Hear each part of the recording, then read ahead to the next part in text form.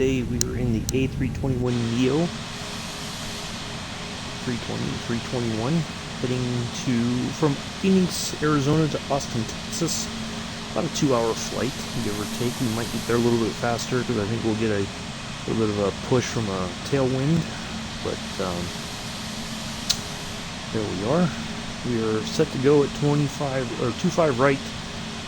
We'll see if anybody pops in and wants to join in. If they need any information or help or anything, we'll wait a little bit and then we will be in the air forthwith and expeditiously, as always. Have a closer look at our aircraft for today. Good morning, Joseph. How are you?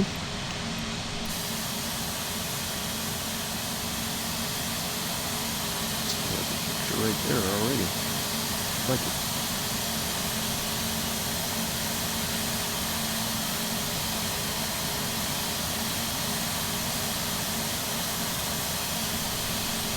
So this is the one with the, I think this is the Pratt & Whitney engine.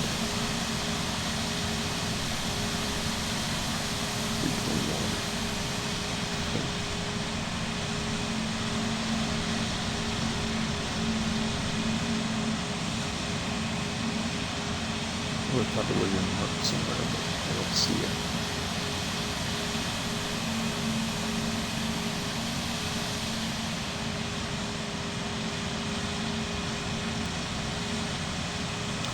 No, Joseph, what you say is you just have a wake up to your birthday. Because that's all you got to do tomorrow is you wake up and it's your birthday, right? It's not one more day. Today's already here. So you say, all I have to do is wake up tomorrow. It's my birthday. See, that's how we used to trick ourselves in the military. How many more days we got in the field? We got 6 days in a wake up. Because we know on the 7th day, that's when we're going to start tearing down and going back to garrison. So instead of saying we have 7 days, that doesn't sound very pleasant, does it? You're like, oh, 7. If you say 6 days to wake up, you're like, oh, that's not so bad, is it? You have to kind of, tomorrow, that's all you got to do is wake up and it's your birthday. That's it.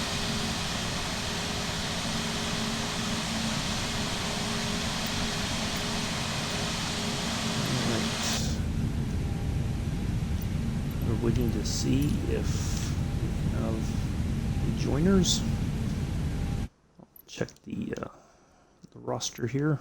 See if anybody's is popping in. I don't think that's the case. We'll wait a few more minutes just on the off chance we get a last minute somebody else wanting to pop in.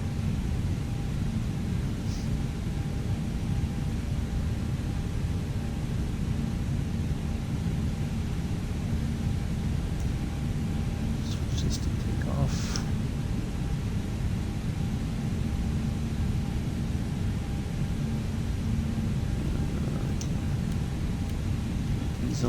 We're tracking those once we're 10,000 feet. Yeah, that's what I'm waiting. He didn't say, and I know. I don't know that he's in the mood after the way the FIFA went last night. But we'll wait and see. I didn't ask him because I think usually he's got other things to attend to, so I'll give him a few more minutes. Fine.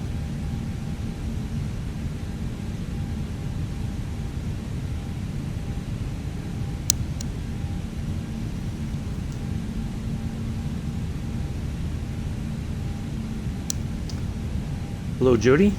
I'm fine, thank you.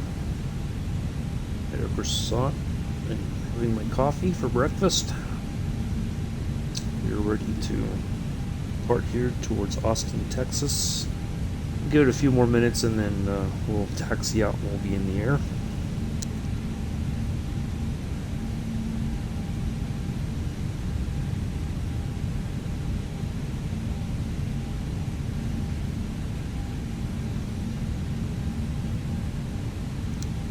Matter of fact, we can just go ahead and pull it on the runway now so we're set to go because I don't think we're think we're getting easy takers today.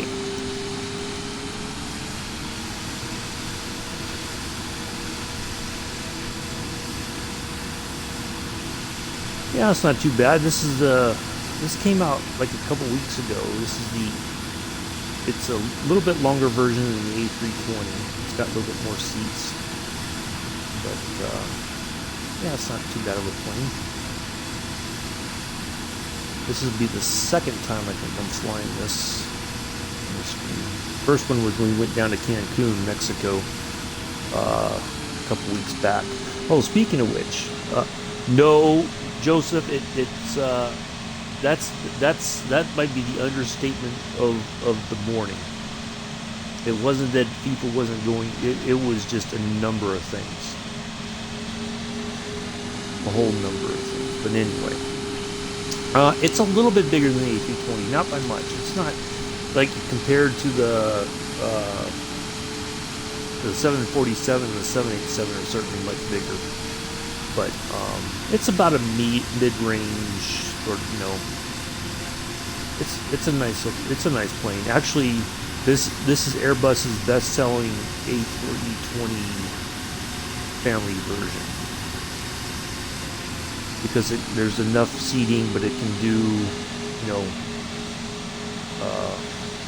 it can do quite a bit. So.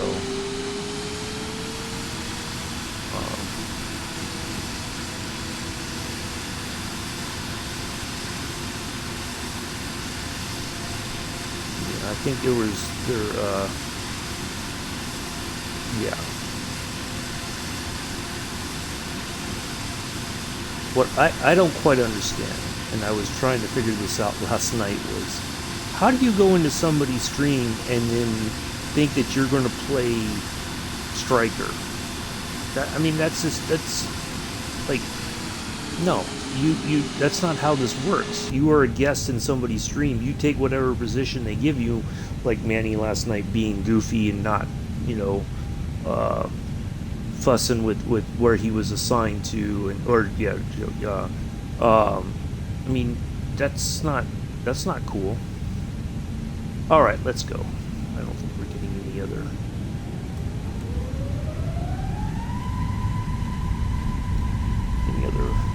folks joining us today. Yeah, like, just how do you go into somebody's stream like that and act up like that and then think that that's going to be acceptable?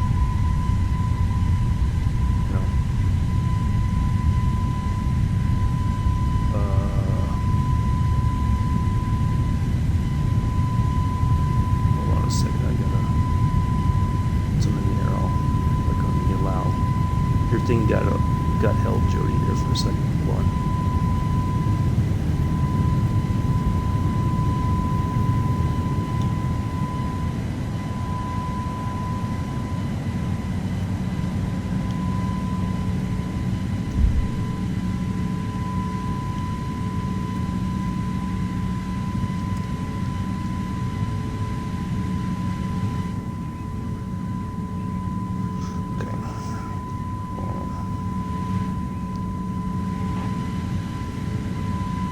Yeah, exactly.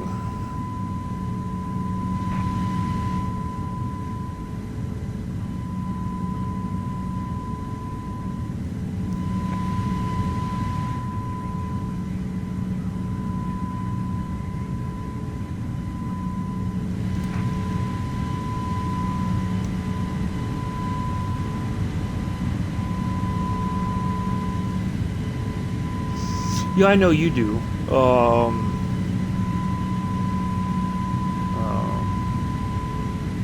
Yeah, it just seemed like there was some stuff happening that just, like, why? Why are you, why would you come in and act like this in somebody else's stream?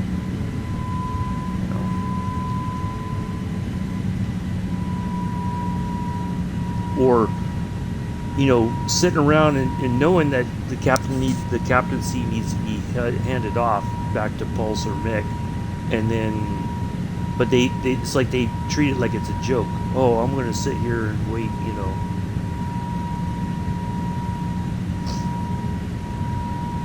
So, yeah, a lot of people, it was nuts last night. I thought for sure at one point Mick was just going to end the stream the way a lot of people were acting. So,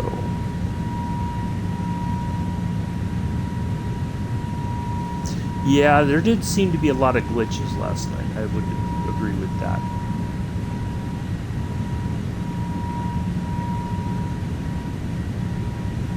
So for today's flight, I did turn on the ATC again, and I apologize if it's, going to talk over me, but I just, flights like this, I kind of prefer to have it on, because I like to be able to do the pushback and everything, start up cold and dark and do the pushback, but it's, if I do that without permission and taxi out to the runway, I don't get credit for the takeoff. Starting up on the runway already, it's not that much fun, so. But like tomorrow's flight, in the morning, I'll spawn in the Junkers on the departure runway. Well, you were just getting angry in general, Joseph. Let's be honest.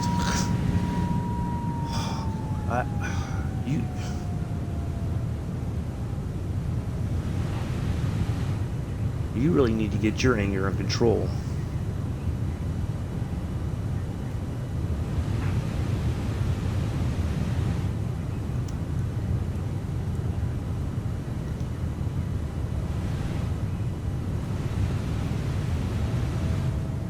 Cursing a lot more.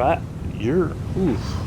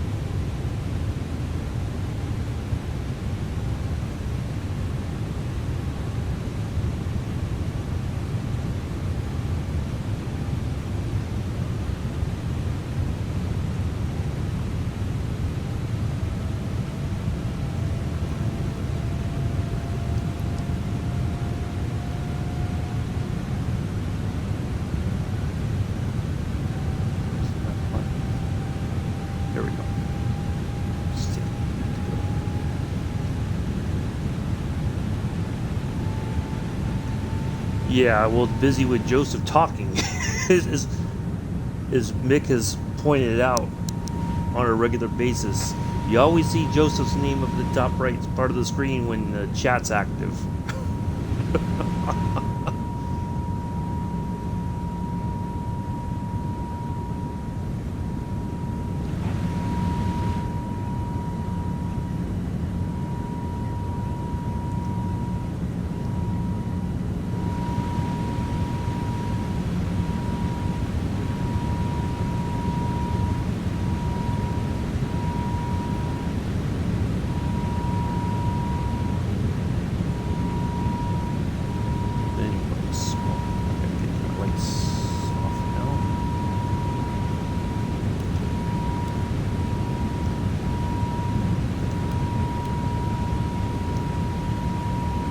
So guess what I found on eBay for a very reasonable price yesterday? Ready for this?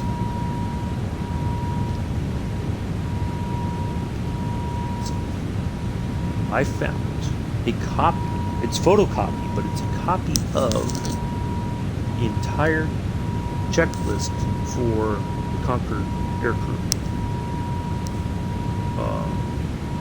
Guy in the UK apparently has copies of it that he's made photocopies of it and will send it to you for like 10 quid, or which is like $15 US. So I've ordered one. It will be here probably next week or so.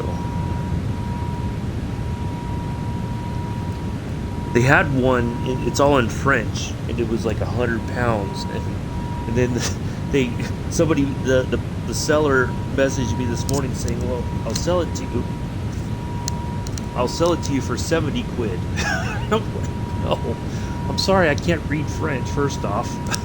You know, if I had a place, you know, it would be a cool part of a collection or something, maybe, but no. So,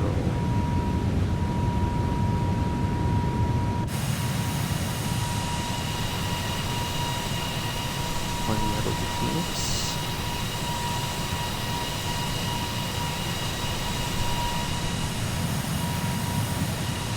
We're gonna check back there. So yeah, so I've got that on the way. So now we don't have to have the. Now I'm sure there's more to the checklist than what we can do in the sim, but what I'm gonna do is I'm gonna highlight the parts where, you know, with the in-sim checklist, what do I need to do and everything. You know, probably make some notes on it. Since it's not an original copy, I won't, you know, it's not like I'm destroying insignificant, just a photocopy, so.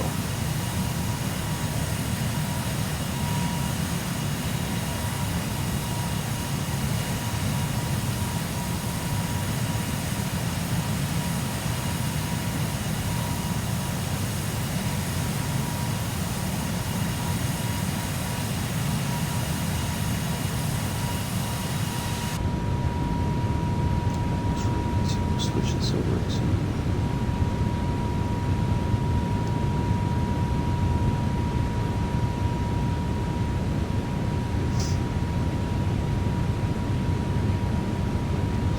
pressure once we get to 18,000 feet. Here we are.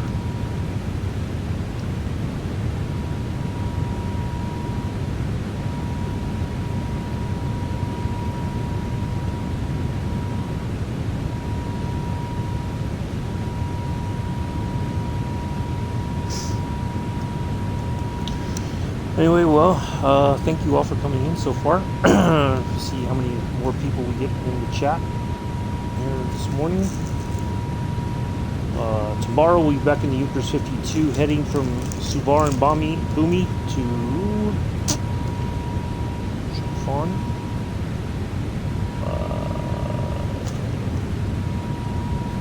We're going to take off. We've got one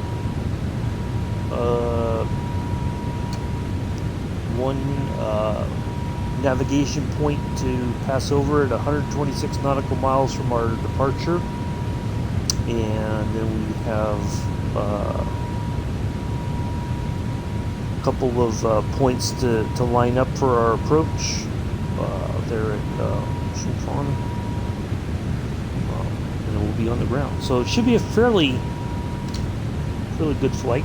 Shouldn't take too long to get there. Hello, Mela, how are you?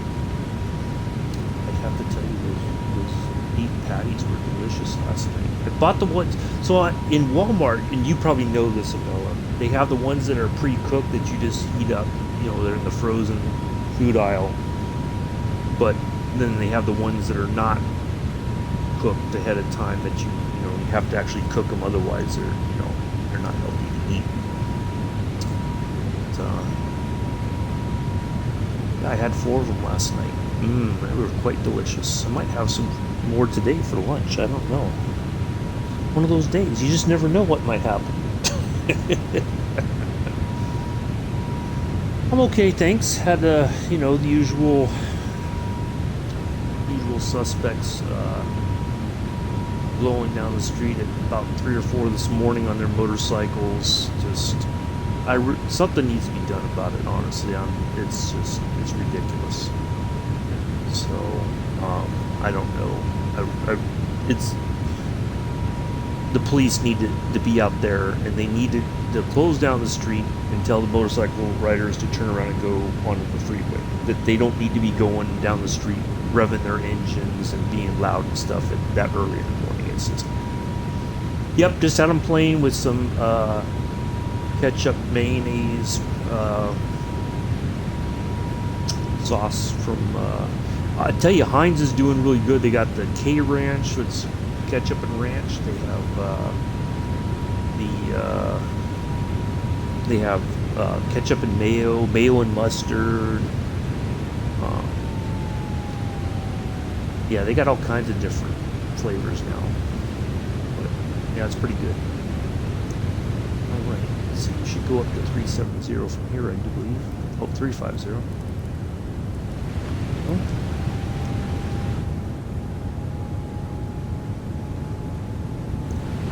Yeah, exactly.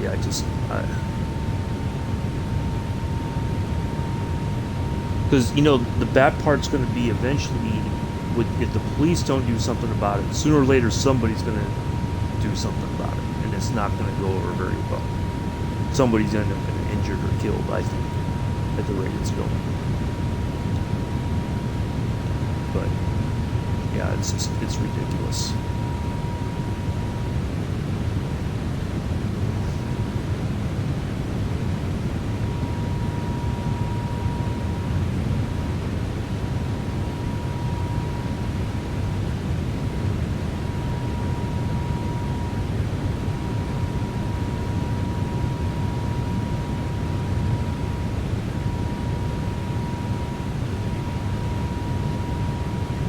So, because I think either they're riding intoxicated because they're avoiding the freeway for a reason. And I'm thinking it's because they're riding intoxicated from the bars down the street.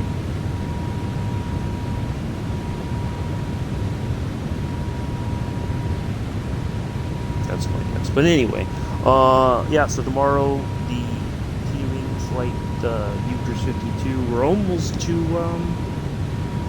Yeah, exactly. You're right. We are almost to Indonesia. I'll take about a 5-day break. I'm going to try to get to grips with the Concorde, so we have a. I'm about half a mile from the freeway. See, the bad part is, you know, you got these college kids with the crotch rockets, and so they go blaring down the street. Like, you can hear it from even half a mile away. You can hear them. Same thing with the loud. Anything loud, I can still hear it, but it's not that bad. Like, it's not right outside my bedroom window. Oh wow, I must. Went from 16 to 10. 6 people didn't. Oh well. Anyway, I just noticed that. I'm guessing because it's the 2nd of the month and people haven't done their subscription hasn't processed through again or something. But anyway. Sorry about that. Yeah, it's just. I think that's what it is. They're driving intoxicated, and so they avoid the freeway because of that. Because usually, no matter what time of day or night, there's usually a state trooper out there on that freeway. You know, like in the median. So they don't want a chance getting pulled over. So I think they just, you know, instead go down the street here, and you can hear them. Sometimes the students will. And, you know, these kids on the crotch rockets will come down the freeway, exit down by the Walmart, come back up Airport Road and back down Ariel Drive. And it's like, and they're doing it on purpose. And then they go all the way down to where Wegmans is, get back on the little interchange and head back towards Binghamton University. So, yeah, it's insane. But anyways. So tomorrow, Joseph, I'm not asking for the whole, you don't have to be there for the whole trip. Yeah, they are, in most places, they are in such a place where you don't see them until the last second.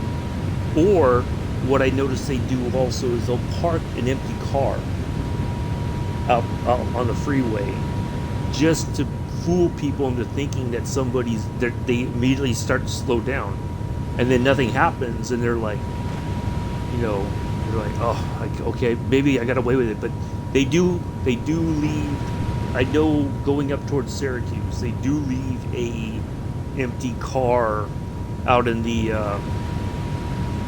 like in the median area, or they have like those little quick turnouts that the state troopers use or whatever. They will leave one there and fool people into thinking that there's a cop sitting there. So, or a state trooper, I mean.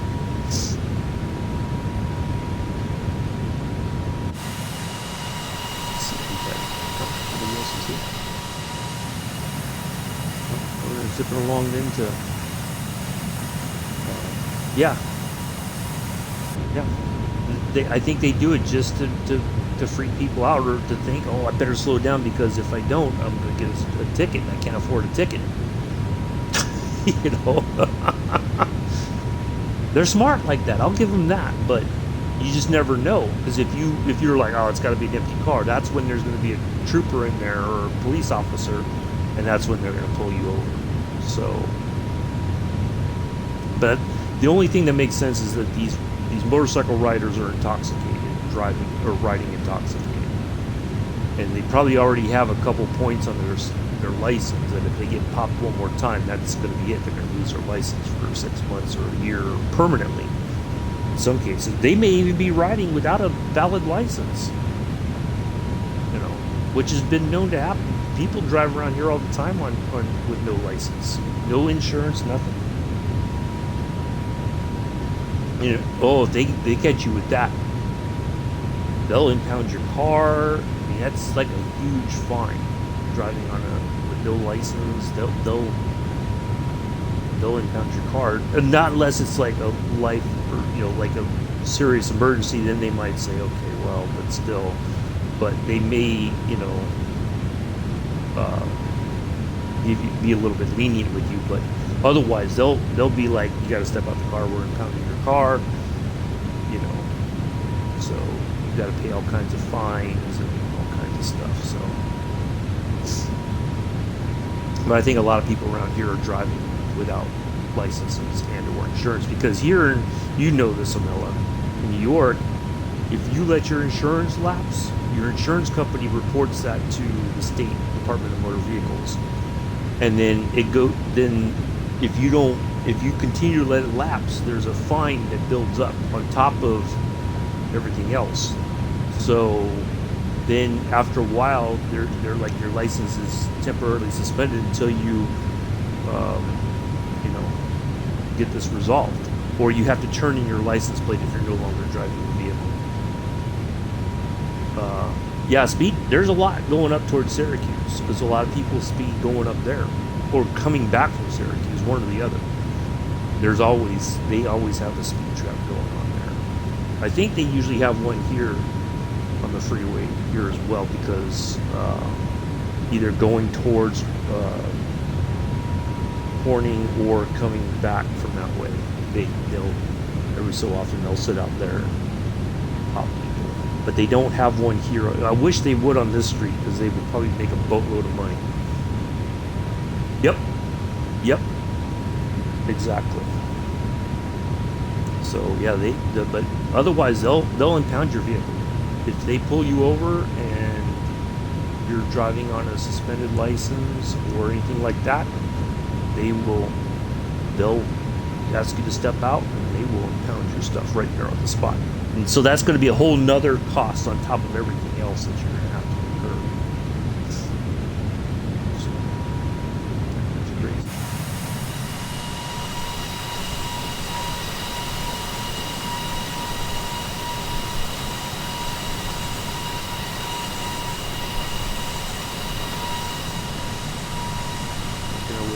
Cruising altitude at 370.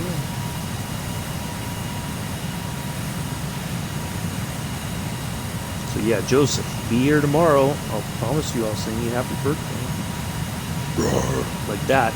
And then you'll have to be here for the whole flight. I know you got other things to do. So good. You show up for like 10 minutes. Maybe not even that long. And you still get to be the honorary first officer for the flight.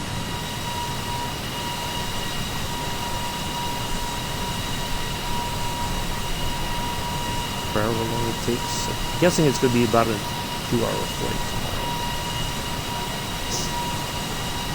Yeah, exactly. I mean, I've never seen, like, New York is probably one of the strictest I've ever seen when it comes to, like, car insurance and all that. Like, yeah, if you let that lapse, your car insurance company is liable. They have to report it. They can't like just sit there and go like, oh, here we won't say nothing. No, it's like an automatic thing. It gets reported right to the state of New York DMV. And if they catch you, okay, Joseph, it's not going to take very long.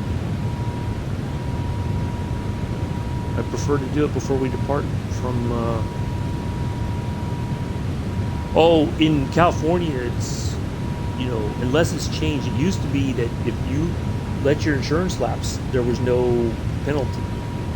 Like, as long as you didn't get caught. But if you got caught, if you got in an accident and you didn't have insurance to give to the other person, that's why most people still insist on calling an officer. And you can always tell somebody gets nervous when you mention that, because they're like, oh, well, what, can we just handle this between us? No, because that's when they don't have car insurance. And sometimes what I've seen too is people will purposely pull up behind somebody because they don't have car insurance, and they'll go into their blind spot, like in a parking lot, and then when that person backs up, they hit their car. And it's not like you're going super fast. You're backing up, maybe going a couple miles an hour, if even that, right? But they'll go and have somebody claim, oh yeah, there's significant damage to the frame and all this other stuff. Yeah, it's gonna, yeah. So it's a big scam too. But there are people like that. Happened to me one time, and I had to fight with the person because they said, oh yeah, like the front right corner of the frame is all jacked up now. Like it was almost like I hit this person at like 80 miles an hour or something. Yeah, it's just but that's when, if you get caught or if you flee the accident scene, of course, then you get in trouble. And if the person is, I know, Joseph, it's okay, I got you, it's fine, I know what you got to be doing, it's okay. But yeah, they don't. So yeah, if somebody can catch your license plate number in time, then they'll report you for fleeing the scene and all that, or not report it, but write it down so that you're going to get in trouble one way or the other. But yeah, you can drive around California without insurance as long as you don't get caught. You don't get caught speeding, because usually they'll ask, if you get caught on a speeding ticket, they'll ask for your license, registration, and proof of insurance. And again, if you don't have insurance, then they'll impound your vehicle. But yeah, it doesn't get reported now. It may have changed, but it used to be that nothing got reported, so you could go a whole year with no car insurance and nobody would know any different, in theory, as long as you didn't get in any tickets or whatever. But sometimes it's not even, you could be the most careful driver in the world, but there's always going to be that one person who's going to find a way to do something to you like that one person did. And I had insurance, but I was like, no. The insurance company had to fight with their the other driver's insurance company to say, no, this is not, no. Based on what the report and everything, there's no way this much damage was caused in a parking lot, unless they were going head to head or something like that. So they're like, no, we're not paying that much. You're going to get this much and that's it. And we had to go back and forth about it. Luckily, we didn't go to court, but yeah, it was, it's crazy. But yeah, New York is one of the strictest. As soon as that one day lapses, the report goes into the DMV.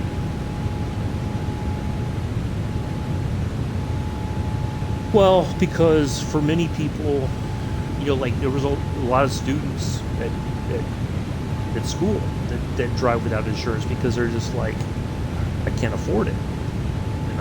Because it's the first part of it is, for many of them, it's the first time that they're paying for all these things on their own, and so they're just kind of like, well, Do I have money to go out, or do I have money to pay insurance? You know, if I pay the insurance and I don't have money to go out and party, you know. So they're just like, well, you know, if I'm careful. But see, the other thing too is in the state of New York, and I didn't know this, but it's a state trooper vehicle. Because I got popped once, and I didn't know the laws in New York. But if there's a vehicle with a camera system, right? Now, last time I heard, it does not work on the freeway. But if you're going like 25, 30 miles an hour, what it does is it scans your license plate, and you don't even know it, right? It takes a picture of your license plate, and it goes through the database. Last year, same thing to me, trying to say I was speeding when I was pulling out, so hardly moving. The car was moving. Oh, so she tried that against me and wanted to sort personally claim that I caused a lot of damage. My car was worse off now. But yeah, this vehicle, it scans your license plate, it goes through the DMV database. If there's anything, like if you have lapsed insurance, if you're driving on a suspended license or whatever, a trooper will immediately pull you over. And you're just like, what? How? What? Right? Like, what I found out was there was a time that I had like a couple days that my insurance had lapsed. And so I didn't know this, but then it goes to the state and everything, and it's because I didn't get it resolved, according to them, I got a ticket. The trooper says, I'm not going to suspend I'm not going to impound your vehicle, but you need to drive straight home and park it. Do not drive anywhere. Because he said, if you get caught again, the other trooper may not be so understanding. But he said, I'm going to let you go, but here's a ticket. I had to go to court and pay a fine, but I was sitting there like, how did they know? And then when I talked because when I went to the courthouse, there's a public defender who will review the case with you and give you your options. And he said, we should take this to court. And I'm like, no, I don't think it's worth it, you know. He said, what happened? And I told him, and he said, there you go. And I'm like, what do you mean? He said, think about what was taking place. Like they had a car was pulled over with the hood up, right? And then there's this dark SUV that looks like somebody just pulled over and they're helping, right? Yep. And so then, but there's a state trooper as well parked right there. And you're thinking, okay, it's just a whole safety thing. Nope, that dark SUV is like a big Chevy, one of them big SUVs or whatever. I can't remember, you know, what type. But anyway, it's parked. It's all unmarked, so you don't even know that it's a state vehicle. You can't really see the license plate because you're focused because there was traffic, right? And I wasn't speeding, and I'm like, why did I get pulled over? And then when the public defender pointed out, and I was like, wait a second, what? How is this possible? Yeah, so it's not something that most people know about in the state of New York. Like we didn't vote for it or anything. It just, bam, they just made it. But as near as I can figure, it doesn't work on the freeway because the car is moving too fast, so they can't capture the license plate very clearly. But on a regular street, if you're doing 25, 30 miles an hour, that's slow enough that it'll read your license plate, and then they can tell that trooper right away, go that vehicle right there and go get him. I'm like, you gotta be freaking kidding me. I mean, that to me is almost the very definition of entrapment. You know, like you're being surveilled and you don't even know it. You know, I mean, we know that there's like speeding cameras and red light cameras and all that, but this is a whole nother level of surveillance, I think. And you don't even know that it's happening.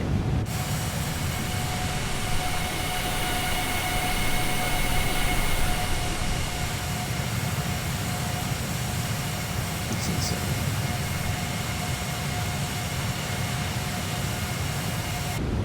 I was like, and that's when afterwards I was like, maybe I should have gone to court because they would have settled. They would have like let the public defenders like If we go to court, they'll throw this out because they don't want anybody to know that vehicle exists. But yeah, he was like, yeah, go, you should do this because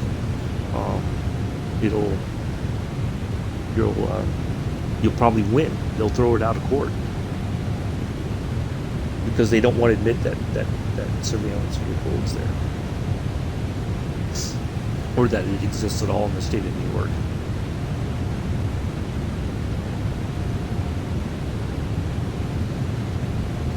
Yeah.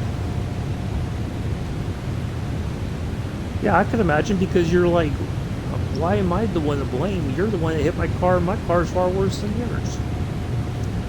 You know, that, yeah, I would be unsettled too. That's what I was unsettled when that person, like, they sent a report and my insurance company called me and said, oh, they're claiming all this. And I was like, what? No. I said, there was not that much damage. I said, I was going this fast, and they're like, yeah, we read the report, but the person took it to their body repair person, and you know, of course, it's like a friend of theirs that they know who will say these outlandish things and all that so that they get all this money. And it's just a big scam, that's all.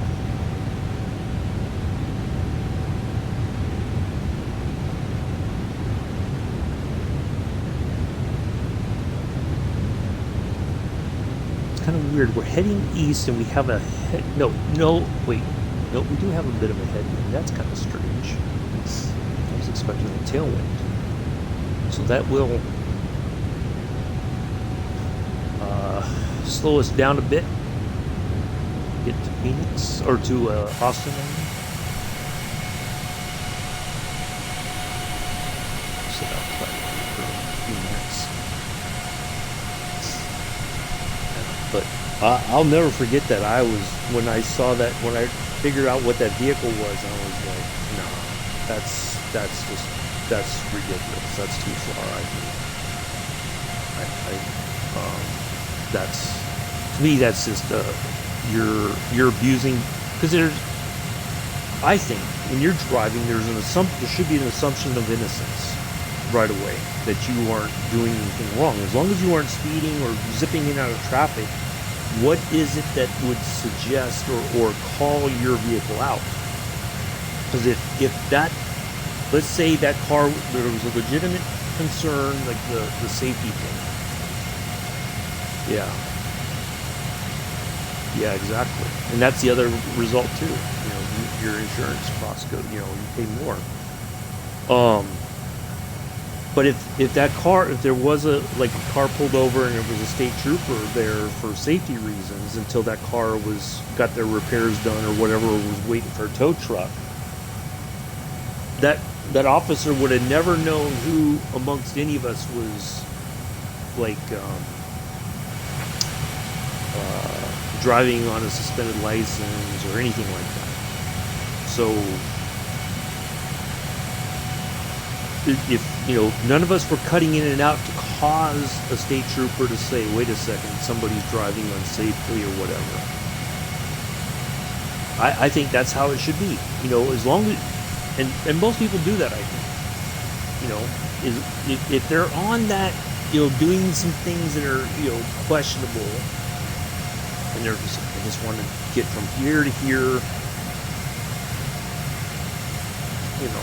it's, and they're willing to take that chance, but yeah, I don't know. It's just, when I figured out, like I said, when I figured out what that vehicle was, I was like, no, that's not right.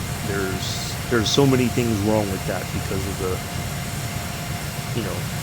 the presumption of innocence goes right out the window, and I think that's wrong, personally,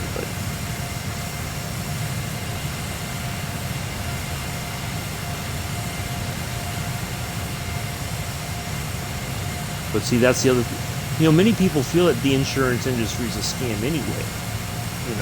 Because like what happened with Jody, if somebody hits you and but they do more damage to you, your rates go up. You end up paying more. It's like, but it wasn't my fault. It doesn't matter. they're still gonna ding you. All right, let's have a look here. Yeah, I know the police have a tough job, but I think that's just you're abusing the system. I think at that point. But that's what we got coming up. We still got a bit to go. Only been in the air almost an hour.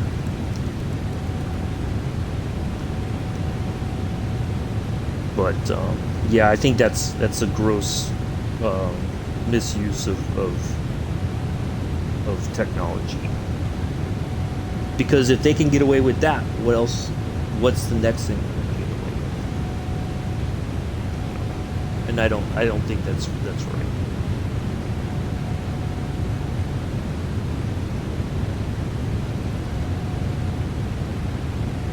I could understand a red light,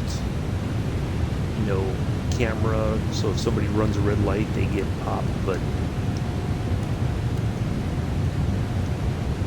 other than that, I don't think that sort of thing should be used in such a way.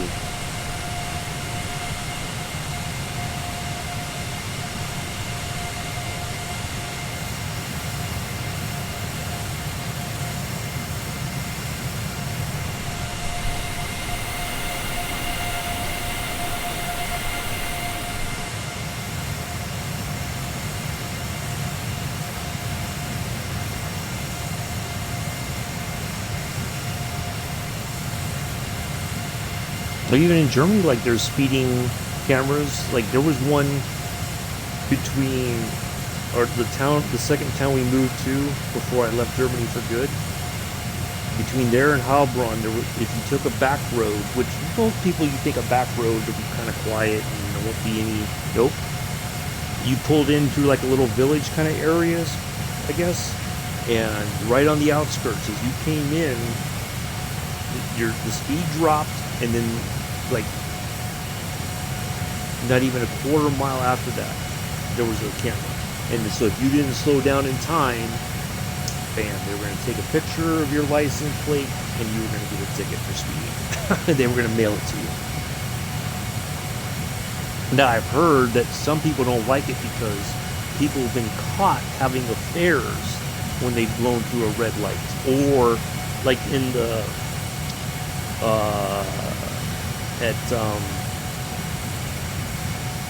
what do you call it?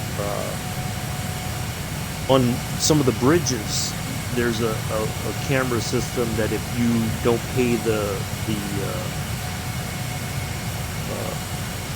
fare or whatever, you drive right on through, it takes a picture and it'll send it to you. But people got caught with somebody else in the car other than their spouse, and then they... It's like, dang, not only did you break one law, but now your spouse is mad at you for having an affair. You're just all kinds of trouble, aren't you?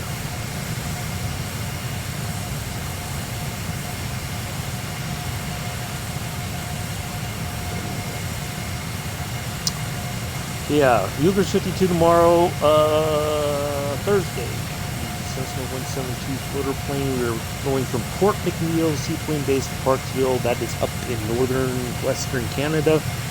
Should be some nice scenery up there. Friday we'll be in the King Air 350i going from Books to St. Leon. Let me see what. The Easy Pass. Yep, that's how. Yeah, in California it was the same thing. Because you could get the Easy Pass or whatever, but they would, if something happened, it would take a picture and it would send a copy of the picture to your car or to your house, and then that's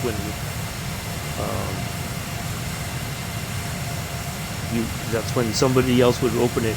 Oh, we're in Switzerland that's what it is. Switzerland to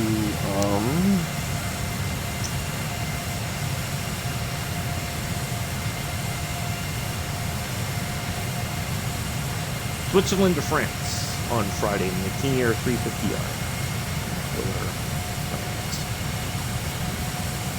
Yeah, but people got mad about those because they were like, why would you send it? Well, that's how it works. If you break the law, if you run a red light in an area that has a red light camera, it's going to take a picture and say you blew this red light on this intersection. Here's the front and back license.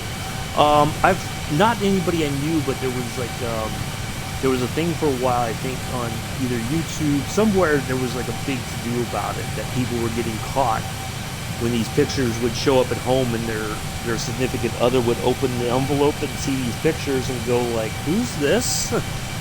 That's not me. Who's in the car with you? And that's when the whole thing would come out that they were having an affair. You know, and then so not only do they have to pay the ticket for blowing the red light, but now they got to get a divorce lawyer on top of it. It's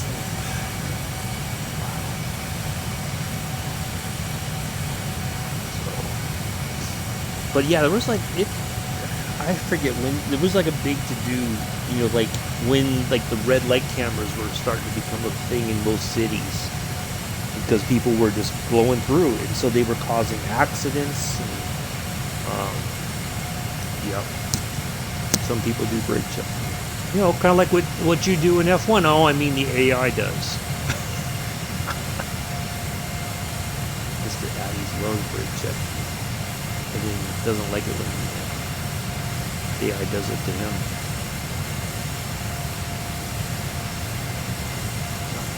But yeah, it was like when the red light cameras were starting to become a thing first, or you know, more prominent in a lot of the big cities or areas where there was like a high amount of accidents in the intersection because somebody ran the red light.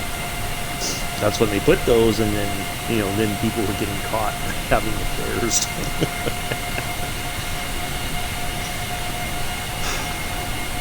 Yeah, it's going to cost you. It's going to cost you.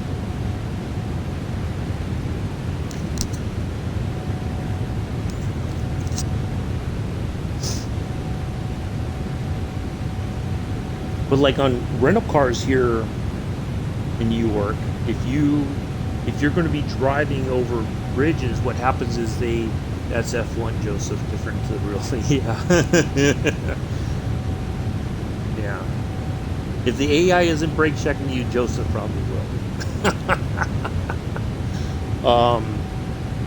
So yeah, they have an easy pass in the car, but the rental car company will pay it, but you pay the money back to the rental car company. So that way the toll is paid. Well, hello, Mick. How are you, good sir? Has your blood pressure come down after last night's ludicrous display of FIFA? I almost said F1. I thought, honestly, Mick, I thought for sure, there was one point I thought you were going to end the stream and just be like, I'm done. I can't do it anymore.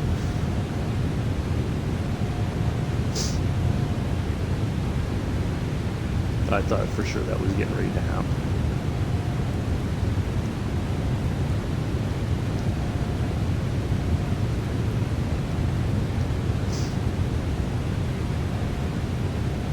I was just waiting because I'm like, yeah, I think he's at that point of just throwing in the towel for the day. Oh, and the I wanted, you need to get me in right now, yo. What in the world? All right, take care, Mella. Take care. Have a fun day there in the city. Don't eat up all the grocery stores along the way to work. Yeah. Oh yeah. Yep. I saw that too, and I was like, I would have probably thrown the match and then kicked him. And then that would have been it. I would have just left the match and booted him and then gone on another one after that. But even before that, I was like, I felt like it's building up. There's going to come a point where the straw's going to break the camel's back, and it's going to be like, that's it. I thought for sure Pulse was almost at that point before you, Mick.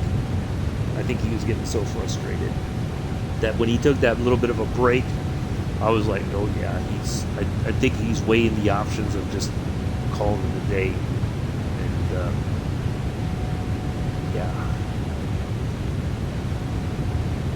yeah, yeah, that guy Addie's was messing around. I had to bust your chops a little bit, Joseph.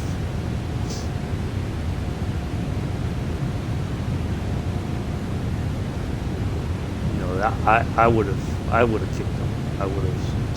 We would have forfeited the match and booted him.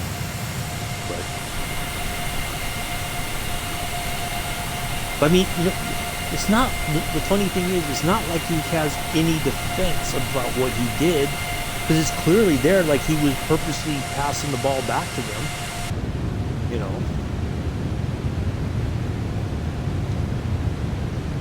You could tell he was. So it's not like he could say, I don't buy it for a minute that he was glitched. No. You were doing that stuff intentionally because you were mad because you wanted to play a different position, kind of like what Betts told him. And I think Chris even said something. Well, if you don't like it, you don't have to be here. You can't always get the position that you want. It's really up to you and Pulse. And then, sometimes you like to be up front, sometimes you're in the midfield or whatever. But, yeah, that's not how it works. This isn't your stream. It's not your channel. It's not your game. Yeah. Well. Anyways.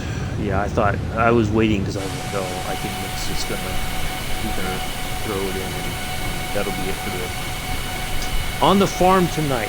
Finally. All right. Good. Good stuff.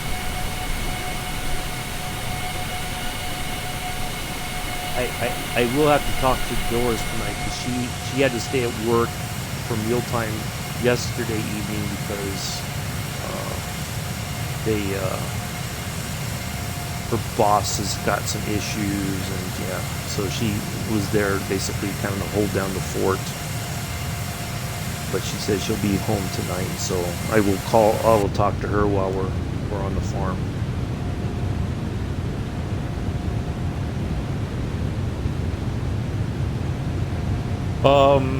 So I know you kicked him from the team, but did you guys ban him outright from the channel as well? I asked, and I think Pulse was like, no, we just gave him a little bit of a timeout. But I think you said you did ban him, but I wasn't sure which one was, what happened.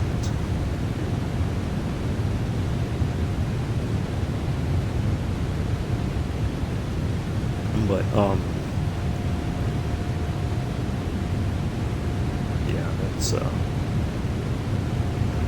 what time are you talking about, like 2 my time or something like that? The usual time, 2 or 3, something like that.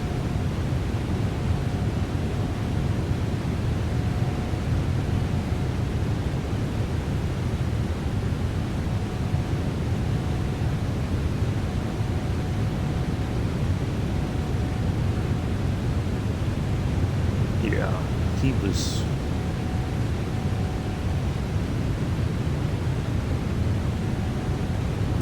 You were, Joseph. You were always asking for the ball, and then you dribble it off to the. I'm kidding with you, Joseph, of course. Yeah, he. I don't know. It was. Oh, okay. I know. I think Bex and Chris both were waiting for you to say, "Yeah, drop the hammer," and that would have been it. But we'll see if how he acts next week.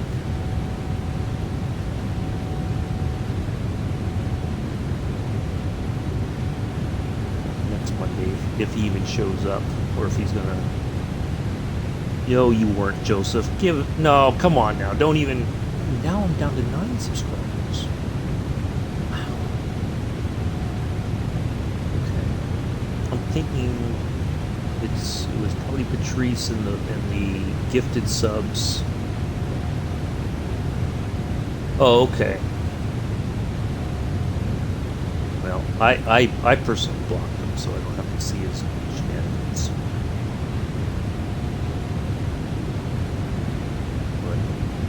But I probably would have banned him outright. Or at least ban him for like a week and then unban him. Give him something to think about his attitude.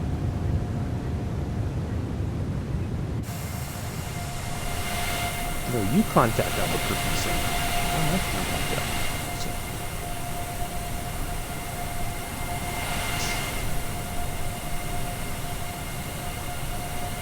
Yeah, Joseph's temper runs high as soon as he gets into the chat. What are you talking about, Jody?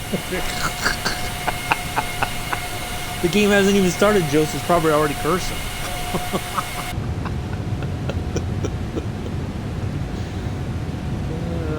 Joseph, I don't know what it is, young man, but your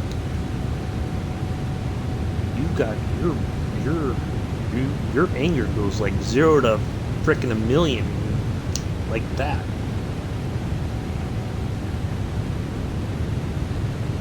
Goodness gracious.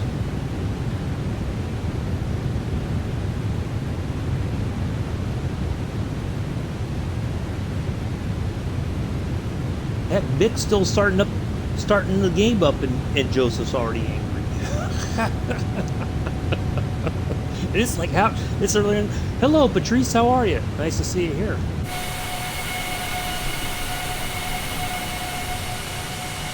It's like Mick hasn't even like started the game, and Joseph's already angry about the game tonight.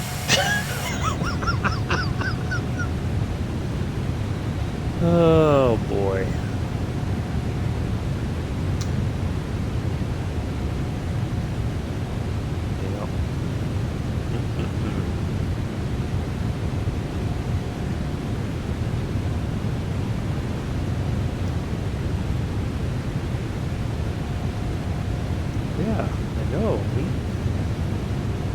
The title, the starting soon screen's up on Mick's chat or Mick's stream, and then all of a sudden Joseph's like, already cursing up a storm.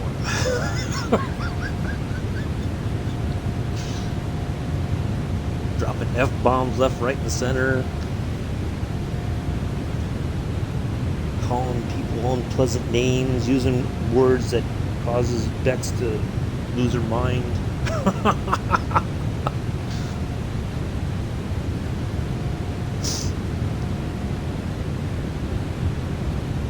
wait till I tell Doris tonight, Joseph, about your... Oh, I told her before, and she was like, what? No, not Joseph.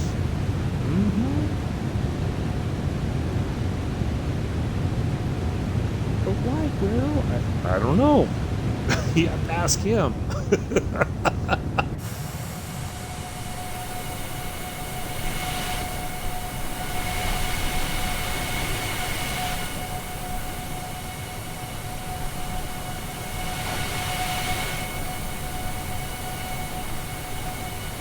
Unbent lizard. Okay. Okay, perfect. I will be there. We'll have my lunch of more beef patties.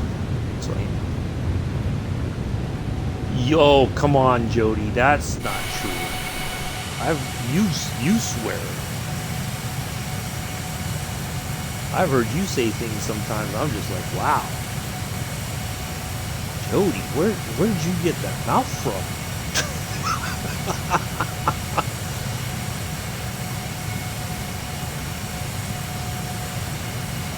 Well, but Joseph, you can't expect... Not everybody's going to listen. That's the thing. You just have to go like, well, I explained it, and they're going to do whatever, so... But it's Mick's place to tell them things, like, you know, like he was last night talking about passing and stuff like that. That's Mick's place, not yours necessarily. You're taking on a role that's not really yours to take on. If it was your, like, if you were getting, you know, if it was your stream and you were doing pro clubs, that's a different story. But it's Mick's and Pulse's team to manage, not yours necessarily.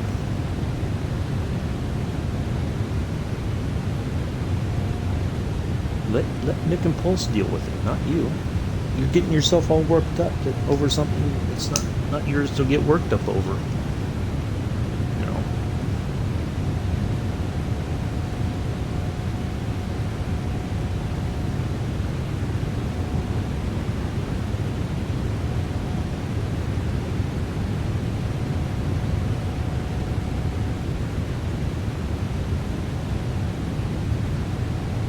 I know.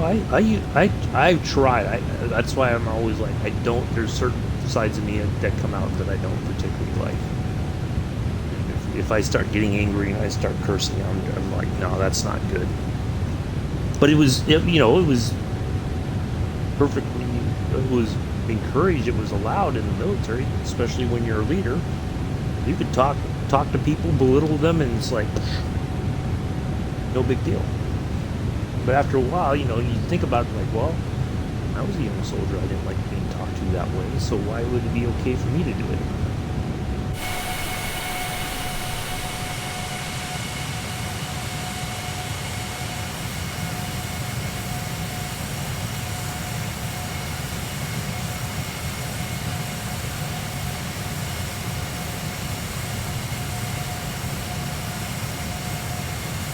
Because I know, well, see, there's a difference though. Like if I'm telling somebody how to save somebody's life and they're not listening, then of course I'm going to get angry because it's a serious thing, right?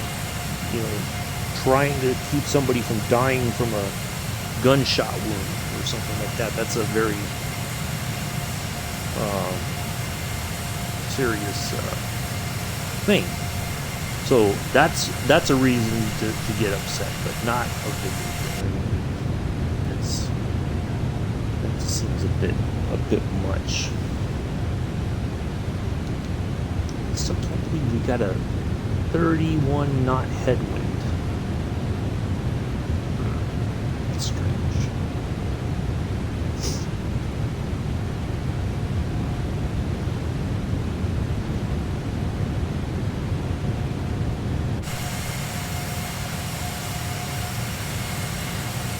So I had no problem if people were just like not taking it seriously. Okay, fine, your patient's dead. Guess what? Now you got to go face that family member and tell them that you didn't take life's take first aid seriously. So that's why their family member died.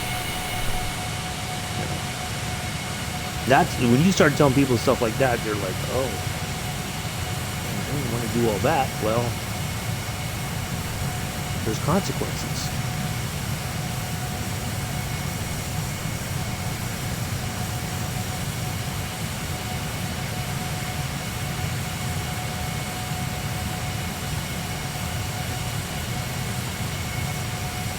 There's no consequences in FIFA. It's just a video game.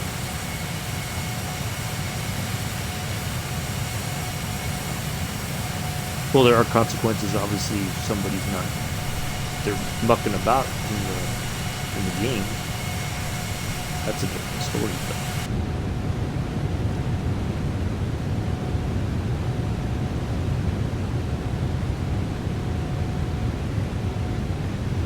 Alright, let's see what the big picture looks like now. How much farther we got to go? All the way out. 320 nautical miles. That's what we've got coming up. Our arrival point is Suzy. Sewzy. S-E-W-Z-Y. So quite a bit of ways to go to get there. Start descending. Ready for and there in Austin, Texas. Oh my Texas, live in Texas. That's not true. That's not true at all. Amarillo by morning. Up from San Antonio.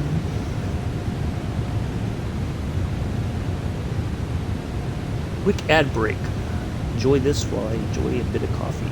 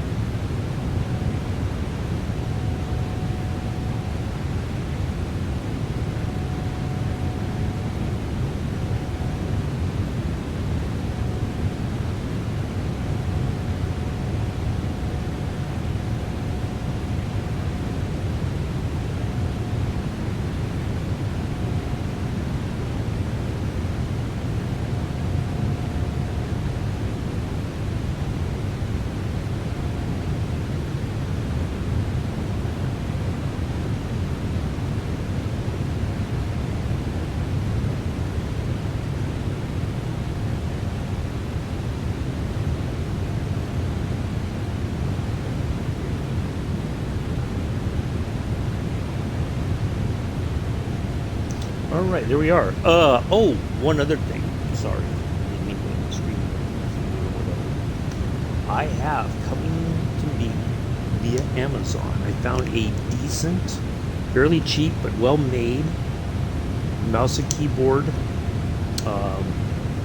that I'm going to use. I had to get one of these little expansion things for the USB port there on the front of the Xbox Series S. But I'm going to have a keyboard and a mouse. I just got to get one. I got to get another like TV dinner table to put in front of me, so I will have a mouse and keyboard while we fly.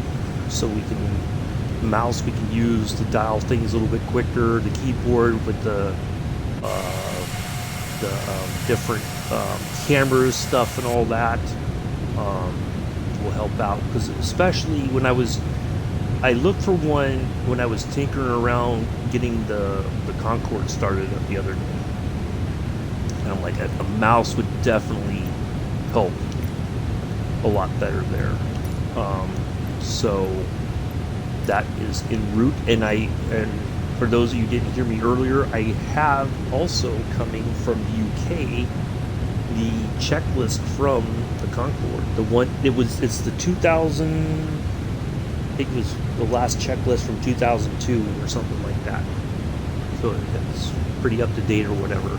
But what I'm going to do is I'm going to go through and highlight the checklist parts that pertain to the sim, because there's probably more on the checklist that we don't necessarily have to do because we don't have access to every button and knob and switch and whatever.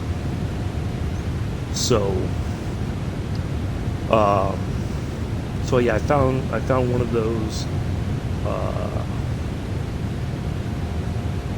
Yeah, that's coming. It's a photocopy, but I don't know how many pages it is, but I'll have that available for when we do the flight as well, coming up here in September.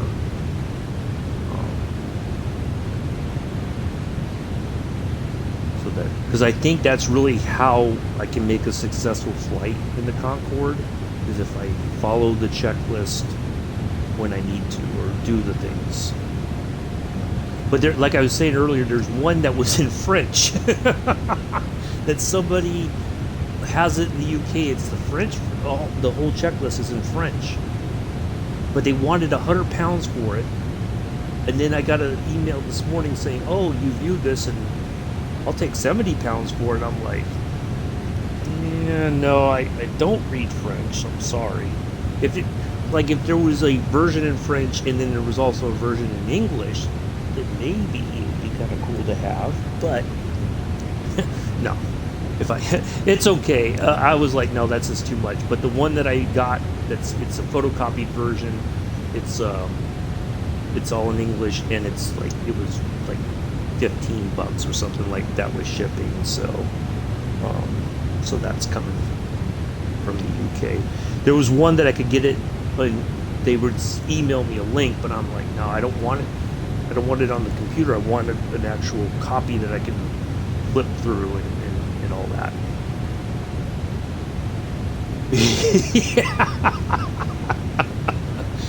Well, some of the stuff I was like, okay, I kind of think I know what this means, but I'm like, I don't want to like be sitting here going like, what does that mean? Where's that switch?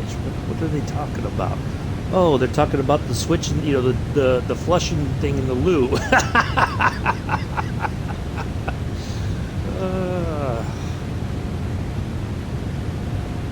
So yeah, no, but it's fine. But there's, I was looking for what's the word in English? So yeah, I thought about it, but I'm like, yeah, no, it's just that's too much to ask for something like that. But like I said, if I was like putting together a collection of different Concorde sort of stuff, then I think it would be a neat thing to have, but right now it's not necessary. I just wanted something that I can flip through and check, like, okay, yeah, we did this. I did look for, there is a book, it's like a binder kind of thing, Oh my god, it's expensive though. It's the whole like checklist, all kinds of stuff, information about the DC-6. I'm like, that's too much. I was hoping they would just be like a photocopied version. Nope. It's in this nice binder and all that with from in like the 1950s when the plane operated as an airliner, or was used by airliners. Oh my, yeah, no, that's insane.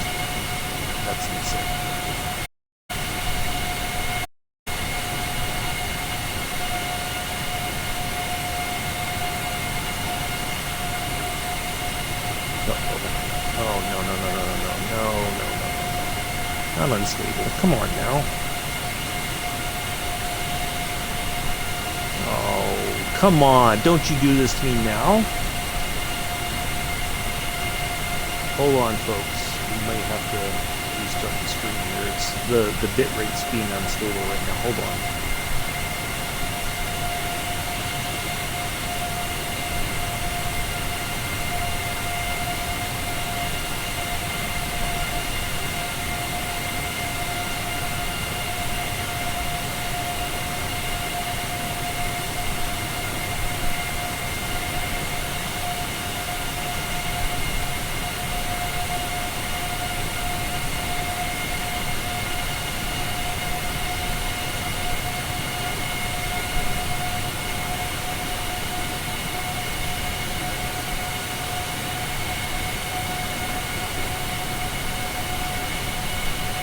All right, there we go. Now it's back to excellent. Dallas, Fort Worth, what?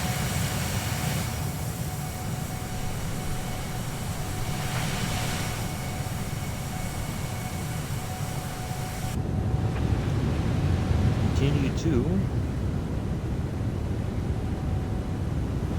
leave them. Wow.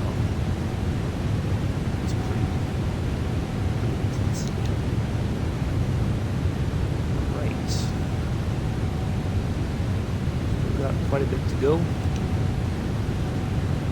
Oh, also I found, there's like a whole bunch of information out there on the Concorde through eBay, right? That's how I found this other thing for the checklist. But they have a photocopy of the whole noise thing that pilots had to follow, like the noise guidance of the Concorde, and it talks about like different stuff, like which way they would depart from JFK, for instance. Well, I found one, Patrice. I found last night on it's somebody in the UK has one that they photocopied, I think, from British Airways when they ran the Concorde. They found a copy of it, so I was able to find one, and it wasn't very expensive. Like I said, it's just a photocopy, so. I was hoping it'd be like one of those really nice little binders or whatever kind of thing, like a spiral book, but they didn't have that. But what can you do? So it's just, pages will be stapled together, I guess, and then go through each page to. This is what we need to do at this point. Instead of, because it's kind of difficult to have the checklist open, right? I'll show you guys. I'll show you kind of what I'm talking about. We'll go back into the Concorde, but we'll spawn in the Concorde, like on a departure runway at JFK, for instance, and I'll show you like the whole checklist. It's long, like there's and I could see why. And if Pete was in here, Sir Pete, I haven't seen him in a while. I hope he's okay. But there's so much. I have one there's one in the sim, right? But it's not automated. It's like you have to literally. I'll show you. It's you'll be like, holy crap, there's a lot to do. But because the Concorde is it's a very complex system, and when you're flying, you're constantly having to move the fuel around, especially, right? When you're up at 60,000 feet, the fuel's being moved around every so often to keep the center of gravity at the correct place in order to maintain Mach 2. And then again, as you're coming, when you take off, the fuel's being moved around. And when you're coming into approach, same thing. It's like a constant thing. And the flight engineer, I'll show you guys the whole setup. I did yesterday, but for those of you who weren't here, just stick around after the end of the flight. I'll show you. The whole engineer panel, the flight engineer, it's just, it's amazing. But, like they have, like the flight engineer probably, they were probably busy the entire flight. It's not, even with the autopilot, it's not a plane like this where, okay, the autopilot's engaged and the plane is handling everything on its own. It's, managing the fuel systems and all that. No, this was like you were constantly doing stuff throughout the flight to keep the plane going with the correct angles and all that kind of stuff. So it's a very involved bit of flying, but I think, like I said, I'm going to test it once we get done with our flying to Indonesia and I take about 5 days off. I'm going to do a flight from JFK to Heathrow. I'm going to follow the checklist because I feel like that's going to set me up for success for the entire flight, the 2.5 hours from JFK to Heathrow once we're in the air. So, but having the checklist open, it's like you're covering up a big portion of the, well, not a big portion, but look at, it's still covering up part of the, of the view of our, and I could probably minimize it, but then it's like, I might lose information unintentionally at the same time, or I may not see something that I'm supposed to see or whatever. So having a printed one definitely helps. So, but I'll show you the whole thing, like even the pre-flight, all this stuff, just to get to the part where you start up the engines. The engine startup part is, once you get to that point, it's not so bad. But then after you take off and you're climbing to 60,000 feet, there's like specific things that you have to do at certain points in order for you to be successful to get to 60,000 and fly at Mach 2 for the flight. So it's going to be a bit involved. I'll try to, the first time we do it on the stream, I may inadvertently ignore the chat sometimes. Not that, nothing against anybody. It's nothing personal. It's just that there's a lot to do. But you'll see. Even Mick will probably be like, yeah, no, that would do my head in. I couldn't do it. But we're going to give it a shot. I thought I could do it without, just like, okay, I'll climb up to 60,000 and be fine. No, there's a lot to the plane that you really have to kind of keep ahead of it or know when to do certain things and all that. But I also got this copy of this whole noise thing. Like it's all really, it's insane. The amount of information, like, yeah, it's a very, still to this day, many people are like, a plane that flew for the first time in 1969 and is still, even though it's all analog, there's only like the little flight computer here, and this part is over on the arm area of the pilot. It's a very small little display. But everything else is all analog. There's hardly any, even the dials for like your altitude, it's an analog dial or analog numbers. It's not a digital per se. But there's a lot to do. Well, you'll see. I'll show you guys again. I showed it briefly yesterday, but I want to show you actually. We're not going to be on a runway. We're going to be at a gate, and I'm going to show you the whole list. Give you an idea of how many parts there are for the whole thing to do. So Yeah, it's going to be it's going to be crazy, but we're going to do a flight from JFK to Heathrow. That is the target. That is the expectation. That's what's going to happen. All right, let's have a look here. All right, so coming up, we are 320 nautical miles away. It's within that window there. It's the outer limit of 320 right out there. So we're almost at 240 nautical miles from that first point right there. And then we're gonna see. Oh, there's our departure, or not our arrival point right there. So we will start to descend here pretty soon.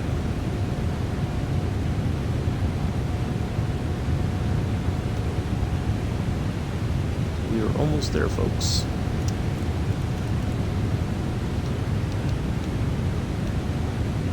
In the hour and 37 minutes, I believe. But yeah, it's amazing. I'd like to. There is one at the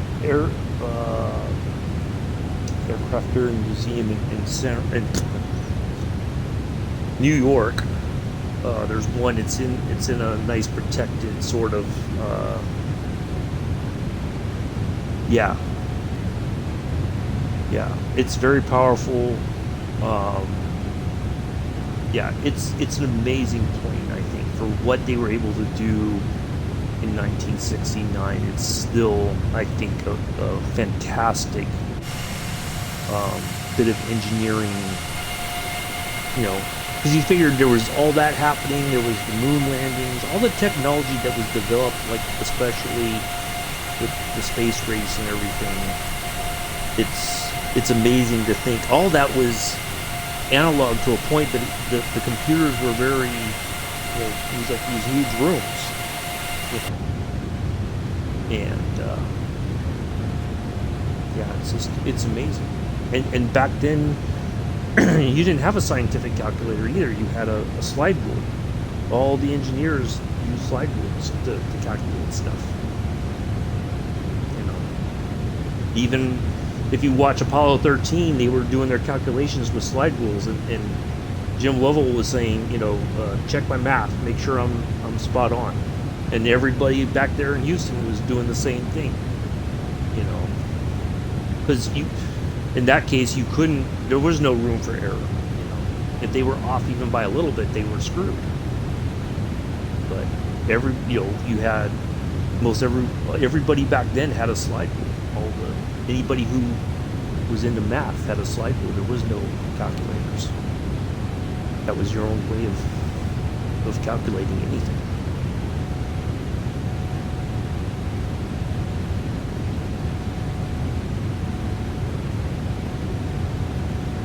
I don't think there's anybody today that would know how to use a slide rule. Instead, if what happens if your calculator's shot, like it doesn't work at all. How are you going to calculate anything? What if there's no internet? Are you going to need calculations done? I wonder if there's a way you could probably teach yourself how to use a slide rule. Be an interesting thing, I think. But I'll show you guys everything once we're on the ground. I'll show you. We're going to spawn in at a gate that I figured out I did some research, so I think roughly I know where the Concorde pushed back from at JFK. I was looking online, there was a Concorde lounge. Yep, exactly. The Saturn, the Apollo rockets, the Saturn V5, the Saturn V's. Yeah, all that stuff was done with, people just did the math. Maths. It solves a lot of things. It does a lot of things. I think, when you think about all those things, though, people that encourage people to go into engineering, for instance, whether it's mechanical or electrical or anything kind of engineering, people were like, I want to be a part of that. And, kind of like I've talked about with SpaceX.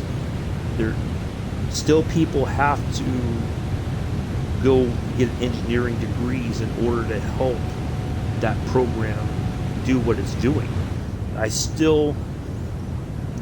I'm always amazed when that rocket lands on that ship. The ship's out there, the rocket right on the spot. I'm like, how? That is just absolutely amazing to me. It's mind-blowing.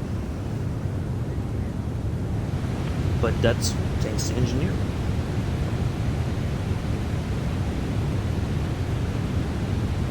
Okay, catch you later, Jody. Thanks for stopping by. Yeah, it's amazing. Yeah, I'll show you guys real quick. We will maybe when we do the flight, Joseph will be the honorary flight engineer, and that way if anything goes wrong, it's Abby's fault. Tells you how much the wife spends on my car. That's right. See, Mick, you got to have one of the big whiteboards, and you got to write out a whole formula, and this is how much she spends divided, like all that kind of stuff, and then you could show her every day, every week. At the end of the week on Friday, you'd be like, well, okay, we start with this formula, and the answer is too much.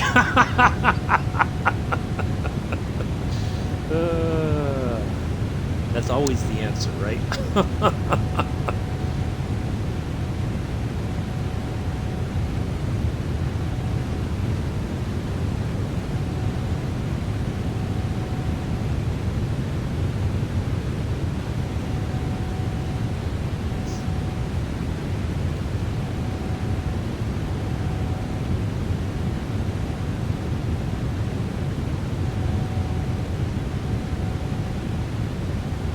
Once we get to Windu, that's when we'll start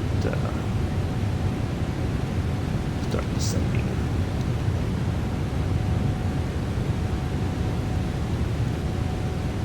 Well, actually, we get after Ronfo, we'll start dropping some altitude a little bit.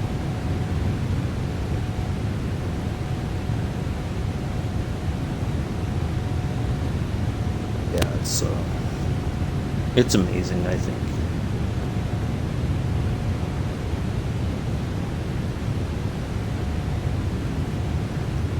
Just out of curiosity.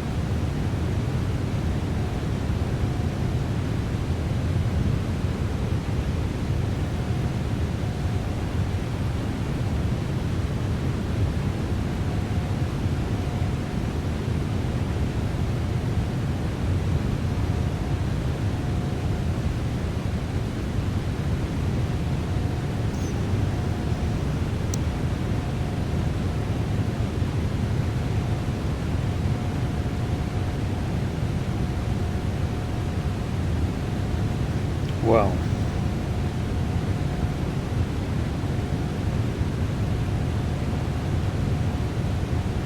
There's a brand new concise ruler, circular slide rule from Japan, $60. But all the other ones are all pre-owned. There's no brand new, like the slide rulers that were, if you've ever seen one before. I remember my dad had one when I was a kid.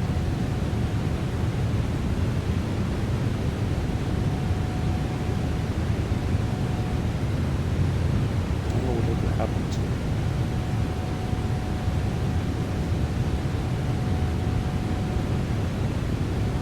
They're all fairly inexpensive, quite honestly. It's kind of weird.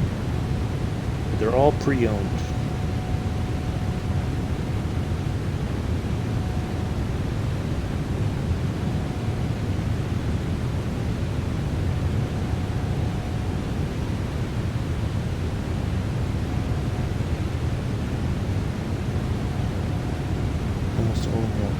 There's a few that are new, but it's the circular one from Japan. I would imagine they still learn how to use a slide rule there.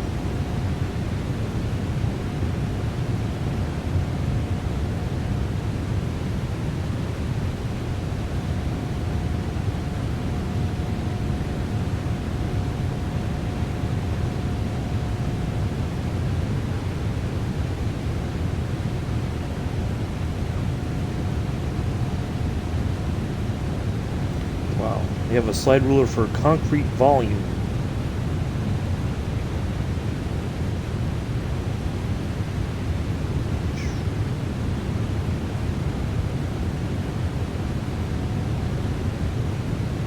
I think it'd be kind of interesting to learn how to read a slide ruler.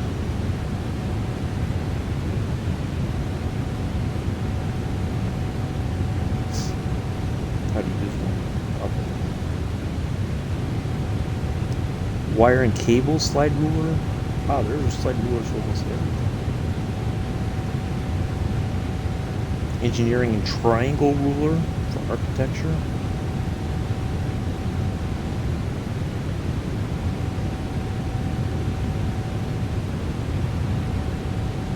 Yeah, these are all from the 1960s. And,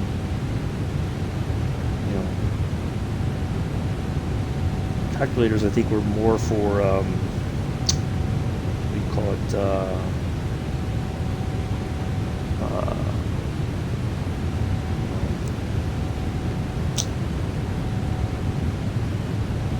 Accountants. Because we were probably working with a lot of numbers, and it was easier to put in a calculator. I think that's what calculators were initially proposed. So anything to do with money.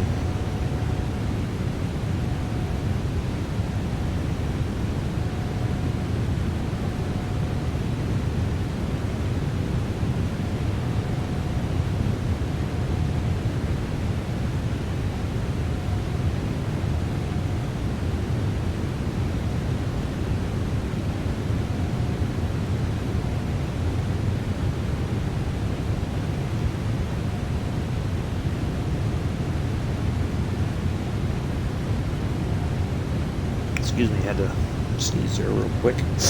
Oof.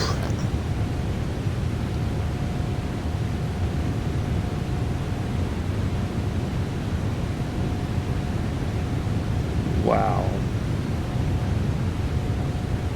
That's insane.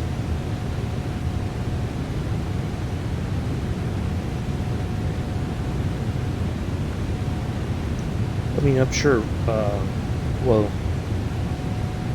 flight engineers probably had some kind of a slide ruler as well back in the day. I think before the E6B was created.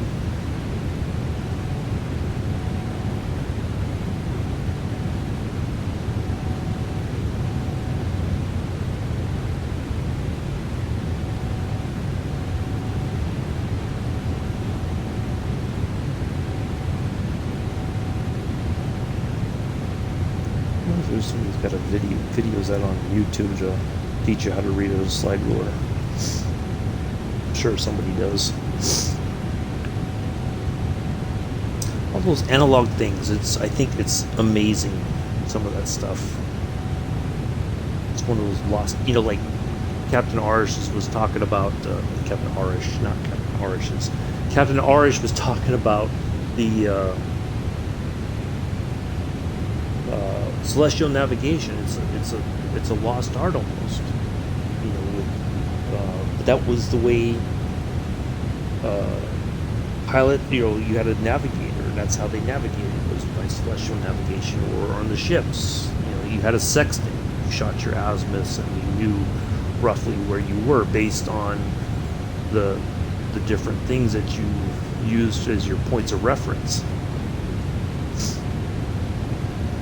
And of course, but a lot of that was tied to ships' chronometers. You had to know roughly how long, it's all tied together.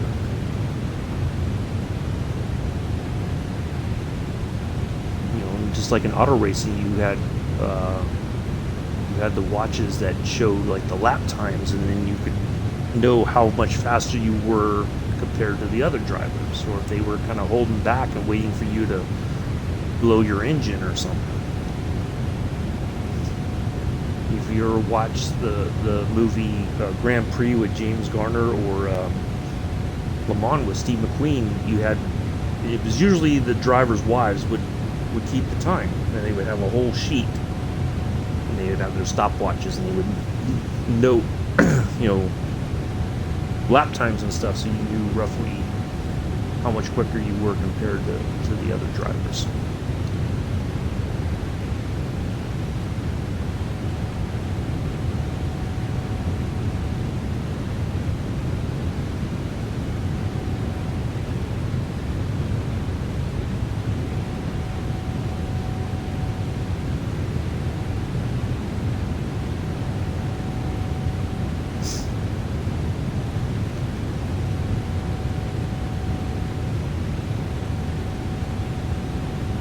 But now you have like companies like Seiko or Omega, Tag Heuer, you know, they all are timing partners with either motorsports or any kind of event that has to be timed.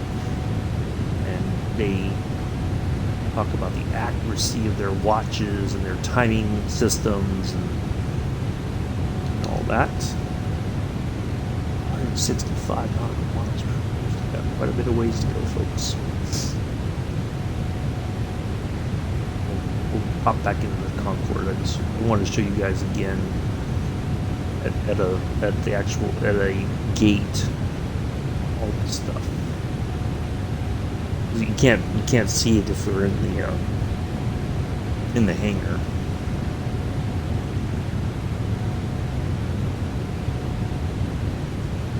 I heard those things were very maintenance intensive too. Concords were. They would fly as soon as they were done. They would immediately go in hangar for maintenance. I think that's why I think if I read correctly, British Airways had like 4 Concords, so that there was like 2 flying, while the other 2 were in the hangar or something like that. If I might be wrong, but I think that was what I read to be the case.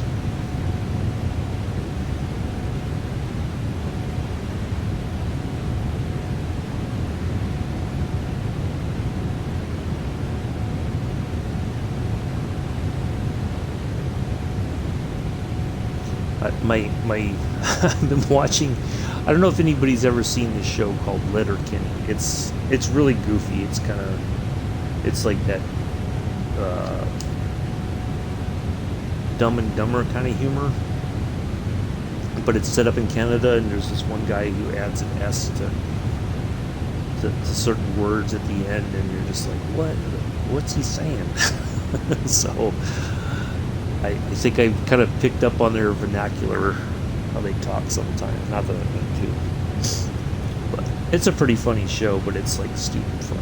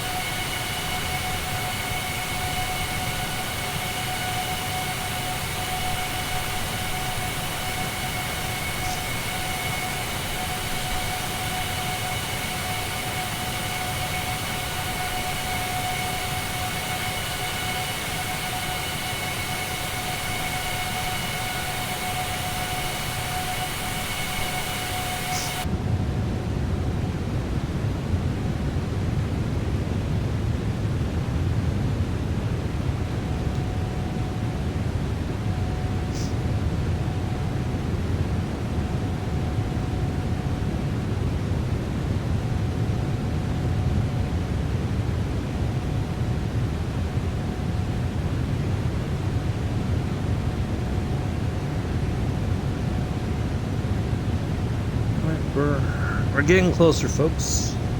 Still got a bit of a distance to our next waypoint, and then we're gonna from there, as we get a little bit closer, we'll start descending. And now to be nuts. Let's see.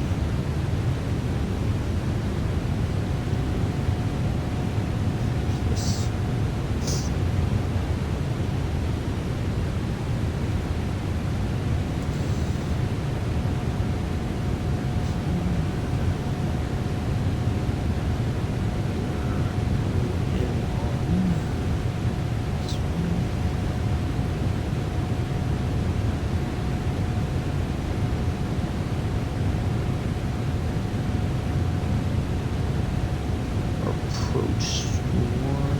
18, is it left? Nope, we're 20 right. We have to be at 4,000 feet. That is our goal in order to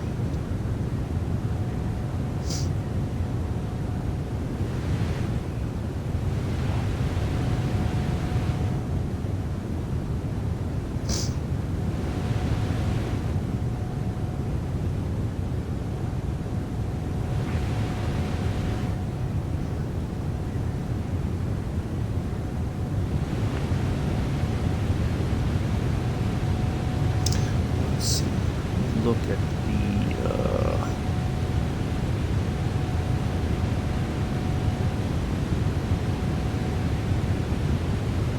when do we need to be at? Okay, not Windu, but at S Solo we need to be at about 17,000. We'll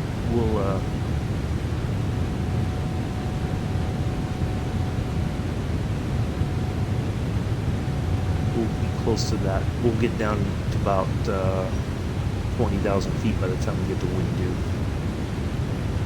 We'll start descending once we get a little bit closer. Even though it says 17.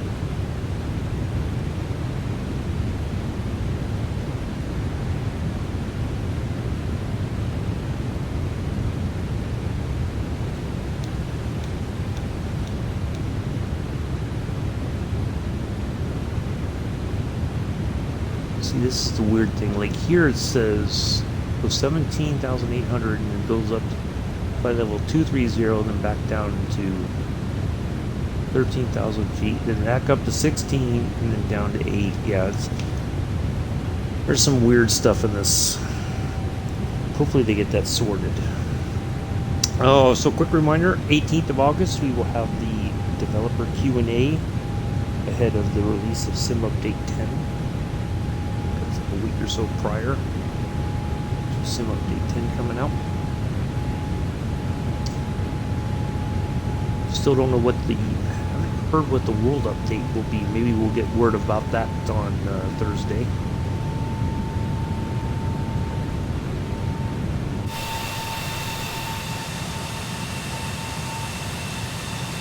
Speed kind of dropped off there.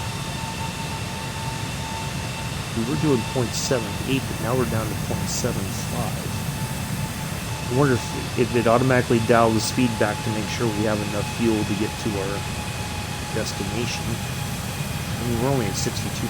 I tanked up to about 81% before we departed. So I think we've got more than enough fuel to get us there. Oh, now it's going back up a little bit.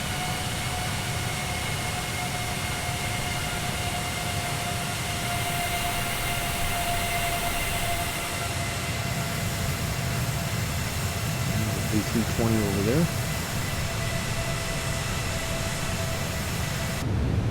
Yeah, curious to see what happens this Thursday. What more now that we're into August. What's going to happen between now and the release of Sim Update 10? Oh, speaking of which, so a couple months ago, or a couple weeks ago, not a couple months, about a few weeks back, I did a flight. Oh, thank you, Para, for the resub. Hope you were well.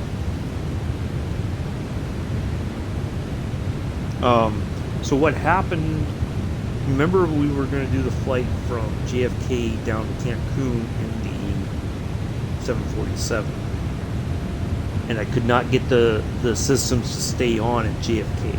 I tried it last night. Not the whole flight, but I spawned in a 747 at JFK. Everything started up, no issues. And I'm like, what was happening a couple weeks ago that would cause all these systems to go dark as soon as I started the plane up, or even after I got the plane started and everything was on, and all of a sudden, like out of nowhere, it would just go dark. So I don't know what was happening. I can't put my finger on it, but it's one of those weird things that it's like it happens, but there's no like clear, clear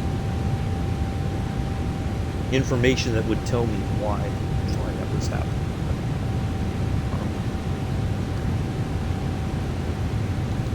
So we're almost to Austin, Texas there, Tara. I know you guys are getting, on Thursday, you're getting the Montana DLC for American Truck Simulator. That's pretty cool.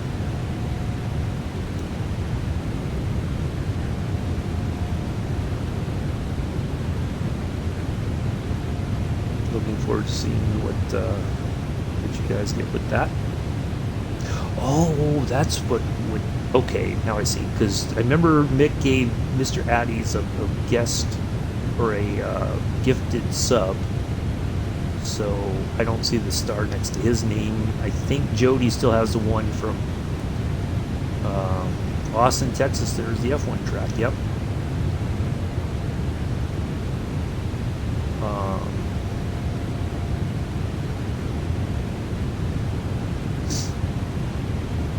Yeah, that's why I was like, Montana, yeah.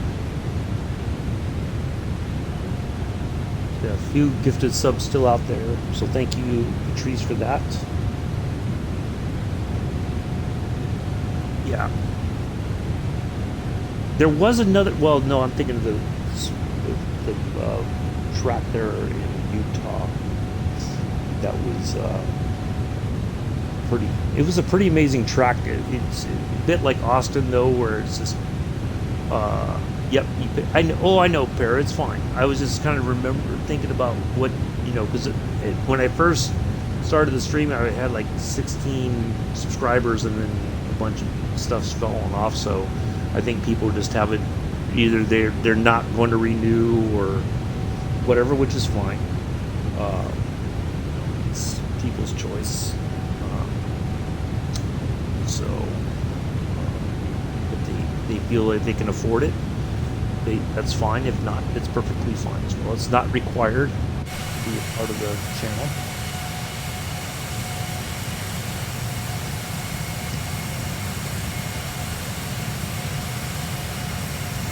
So it's all good.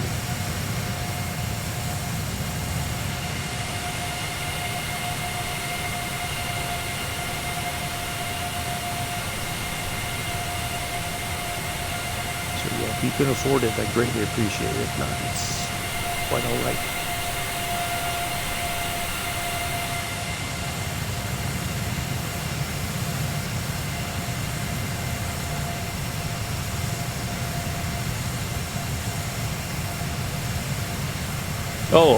Oh, yes. Oh, the black. Oh, okay. Yeah. So it seems like it's fixed now. I don't know what it was about JFK. It's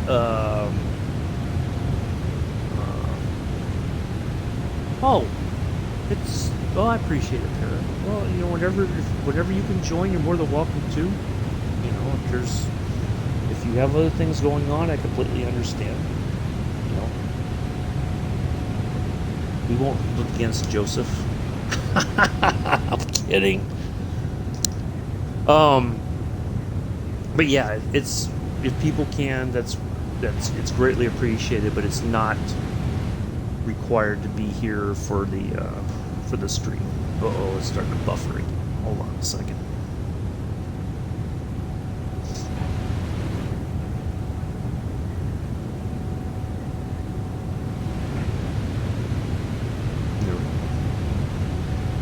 Yeah, whenever people can fly, if they want to, they're more than welcome to. If not, it's perfectly fine.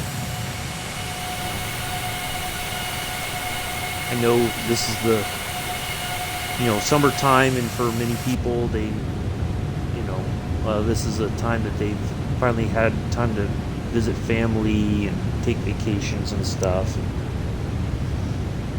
and all that. So it's fine. It's not the, whenever people want to, or if they have questions, or they want help with a certain plane, if I, that I have, I'll be more than happy to go through things. So, yeah, it's all good.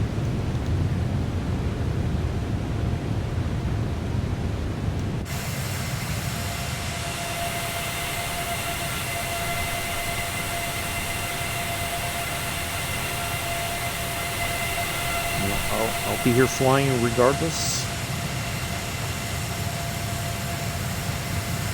Try to find interesting places. I think the new thing that we've got coming up about the small planes, small airports sort of stuff, I think that'll be an interesting thing. Trying to find some cool places to take off and land for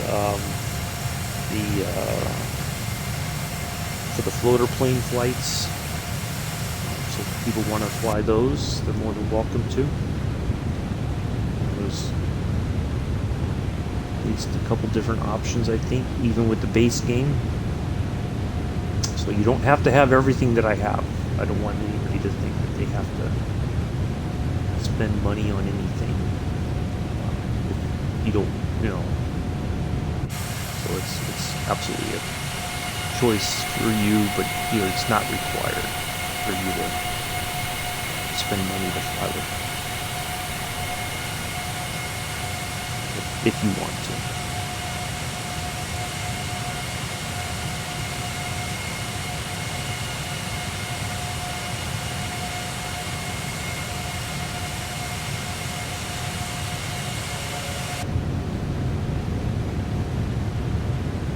We do try to fly enough different stuff that it'll be, you know, if people want to try something that they haven't tried before, they're more than welcome to. And if they say, I don't know how to do this, or where's this button at?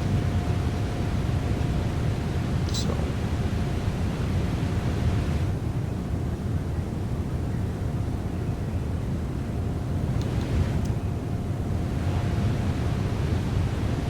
hold on a second, I gotta mute myself.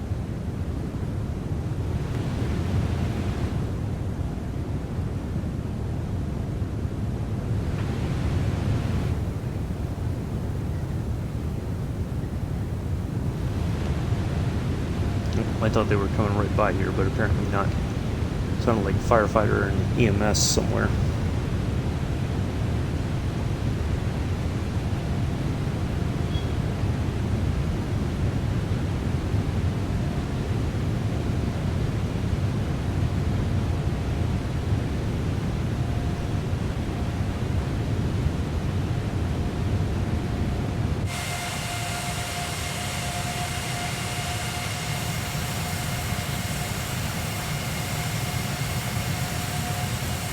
We talked in the news in France about the man who won $1.3 million in the lottery, or $1.3 billion. Wow.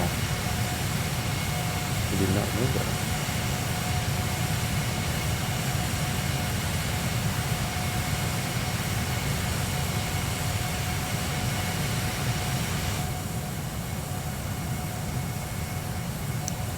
Oh, wow. Okay.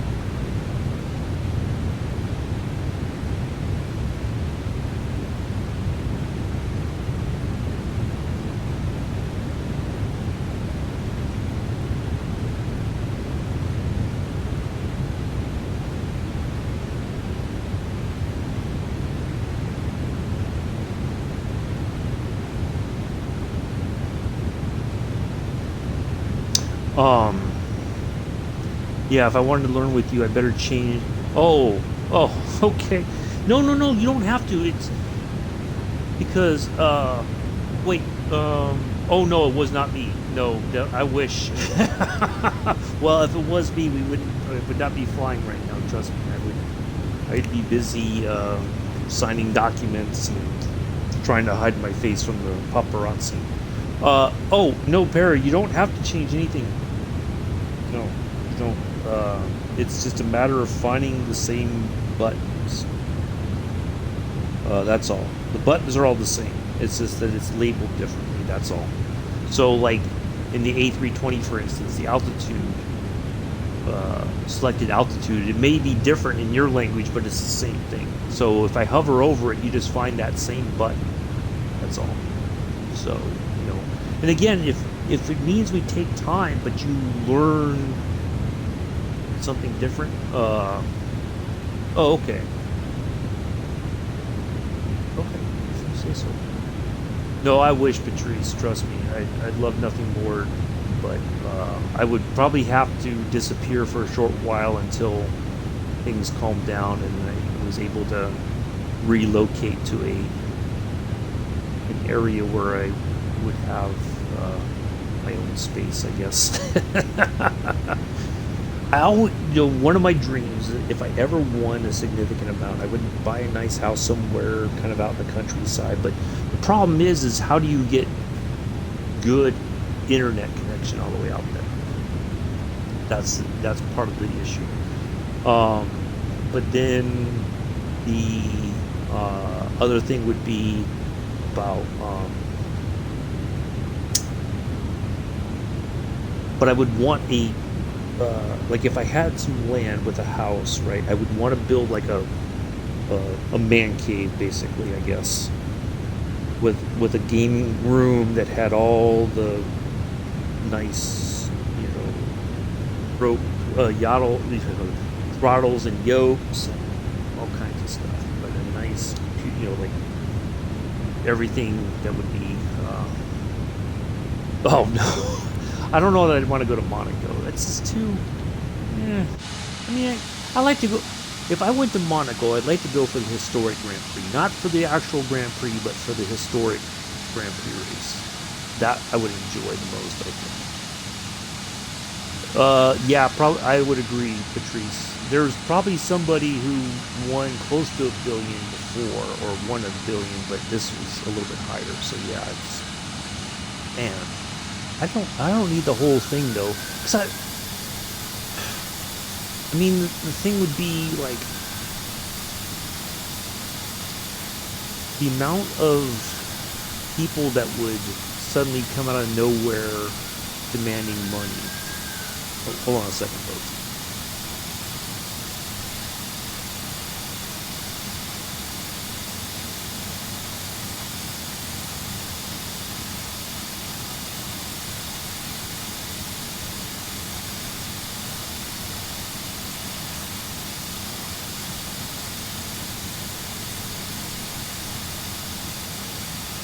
No, I don't think I'd want to buy a real air. I wouldn't buy a real Airbus. I would just travel first class wherever I flew. But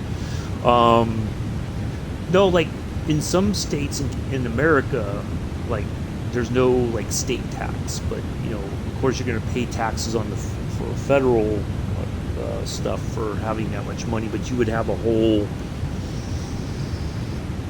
bunch of accountants and lawyers who are going to, you know, look at the tax code and try to keep you from paying, you know, all the taxes. You know, they want you to pay the very least amount if they can help it legally, of course. But no, I would have I would like to have a building where it would just be, you know, like the gaming stuff. But I mean, the other thing too, though, is if you're that wealthy, would you really want to play video games? Or would you travel? You know, that's the thing. You know, that's the difficult part. You know, what would you? Wow. Okay.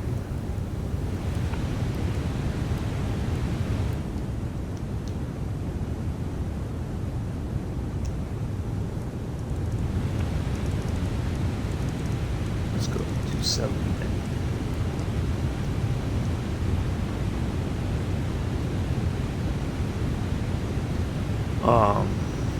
Yeah, but I mean, of course you could have all the nice computer equipment and everything, but I don't know. I mean, I think I'd rather travel. You know, I don't know.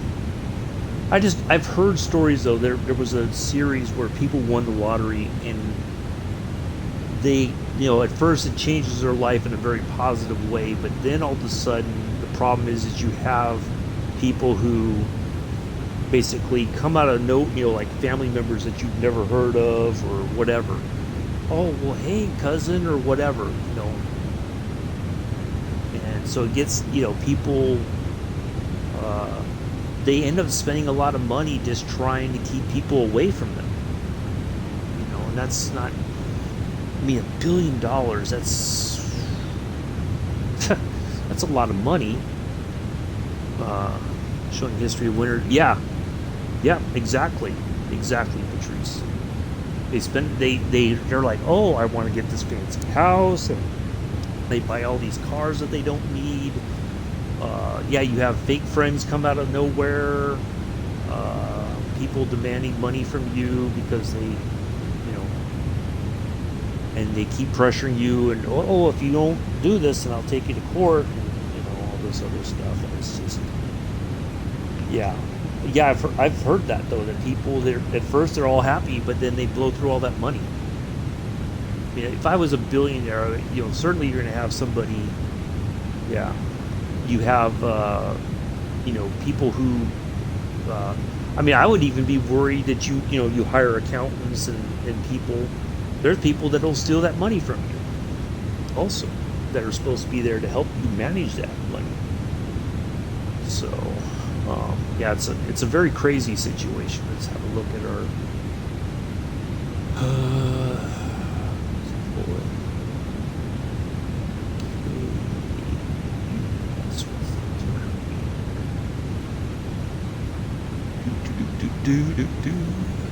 Is 3006. All right. Google dial.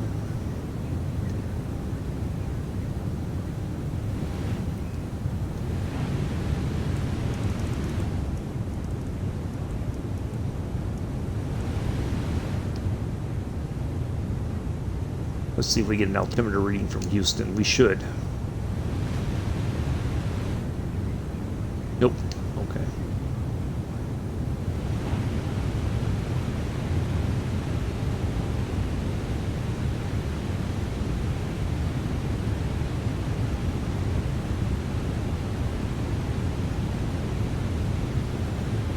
Yeah.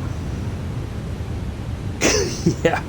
Well, I wouldn't want ex-girlfriends to call. No, I mean, there's people that did along the way in my life that I would certainly say, I can give them some money, because they were decent people, but I wouldn't, it's no, I wouldn't do that either. I just, there's some people that I wouldn't even entertain a call from them, but there's other people that I would say, it's fine. Leave them something to help them.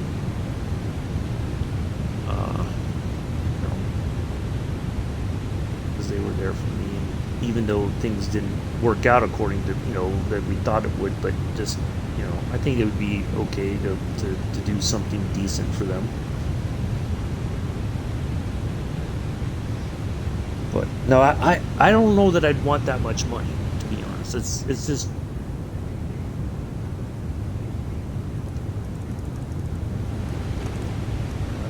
We'll go to 250.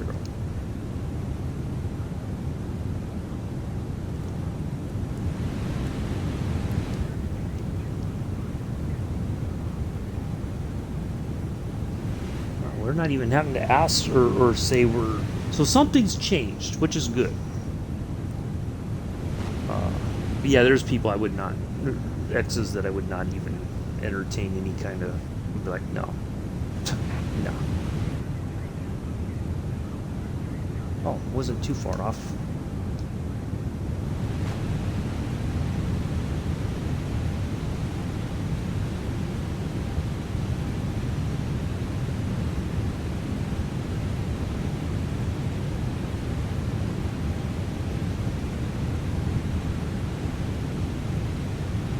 But no, I wouldn't want that much money. I would just want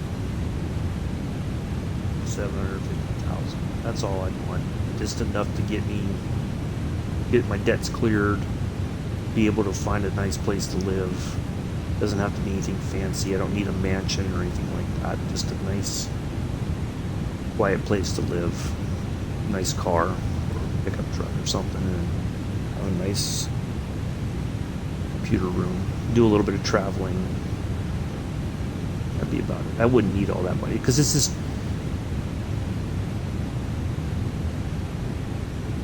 just too much, you know. Like, you know, you think about, oh, I like to buy a Ferrari, and I like to buy an Aston Martin, and I like to buy a Lamborghini, and I like to buy this. Do you really need all that? No. But, you know, if you have a few nice things, that's fine. The 10,000 subs. Well, no, that's I don't know, like, you know, when you get that popular, I think you have to be careful about the people that come in, because when it's just anybody, you know, I don't know that I'd ever want to be that popular, to be honest. That's a lot of.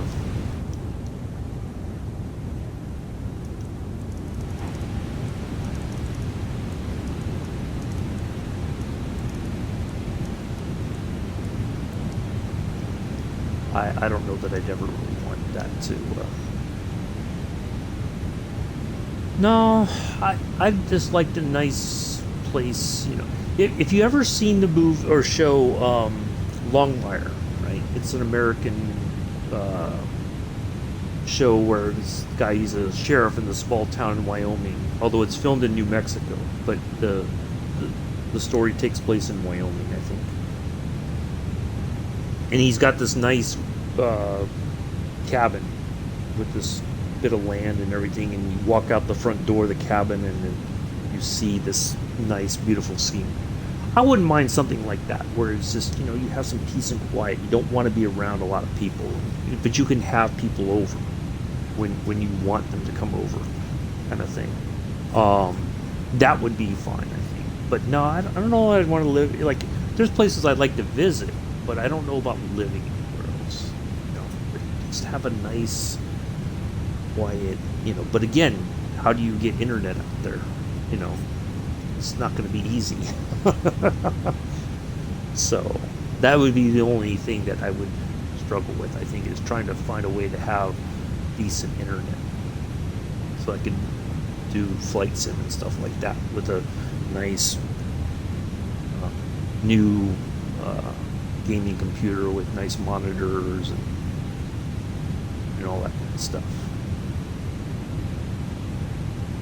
And then, of course, you know, join on ATS and ETS and just drive around. And, you know. But yeah, I don't know, that it's just a lot. I think $1 billion would be way too much. I would probably just say,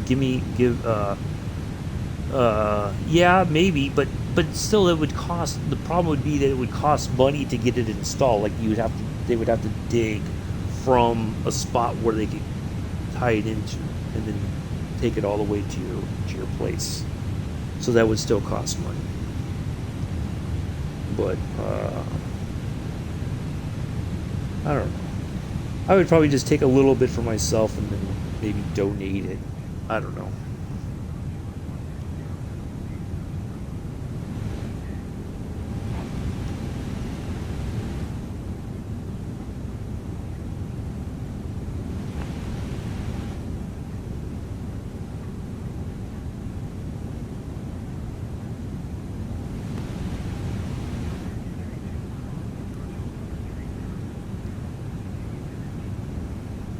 Yeah, but I don't know.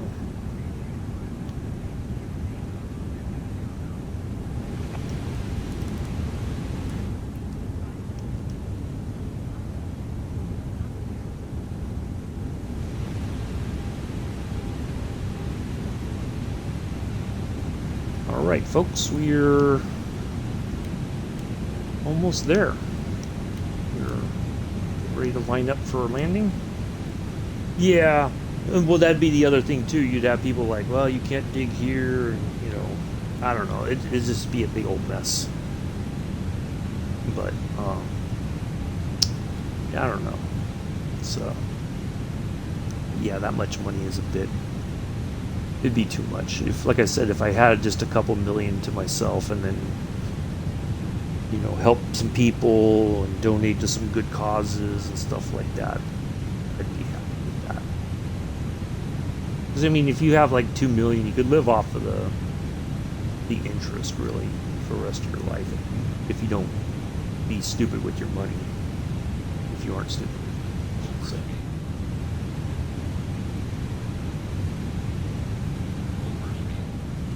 Why is it? We're at 210. Why is it going? I don't get it.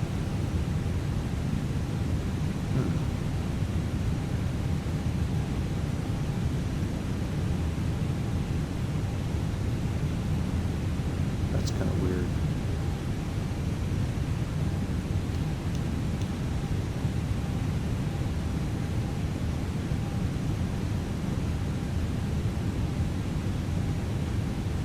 So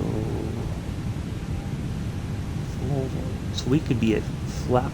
Well, saying we should be able to go to flap, 10% flaps right now.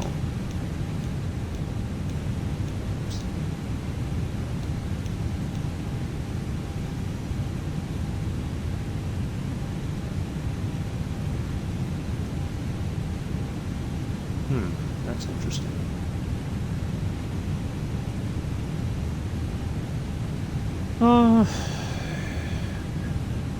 Maybe, but see, even like solar, like my folks have a solar panel on top of their house, and they got some credits for it, like towards their power bill and all that, but it's still not enough where you can completely do away with being on a power grid.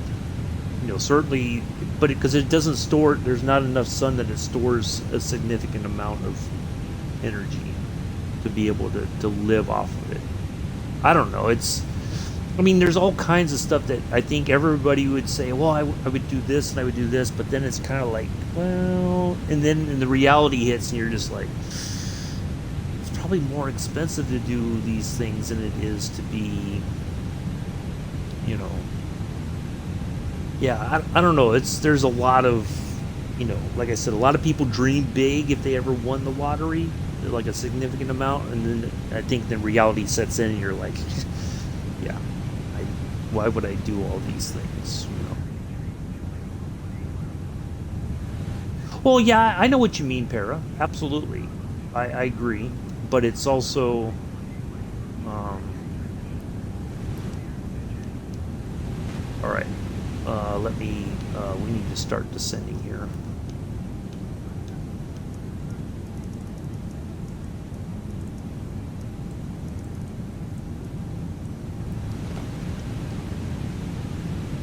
All right, folks, I gotta focus on landing now. Sorry.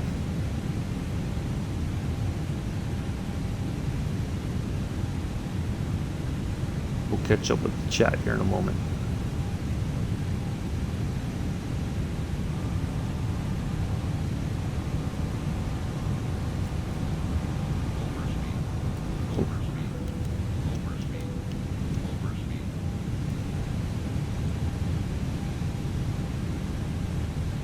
This thing is a bit finicky with the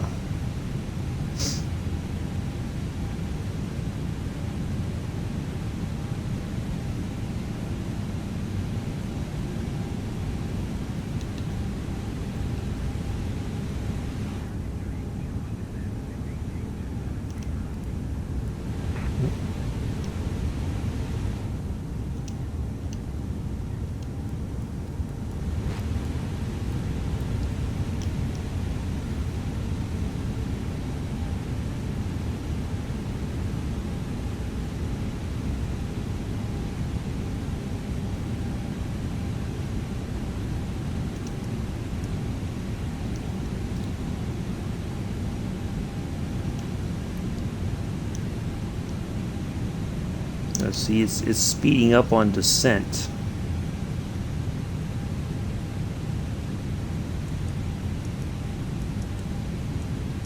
Like it's not it's like the what do you call it, the throttle's not pulling back to slow the plane down on descent.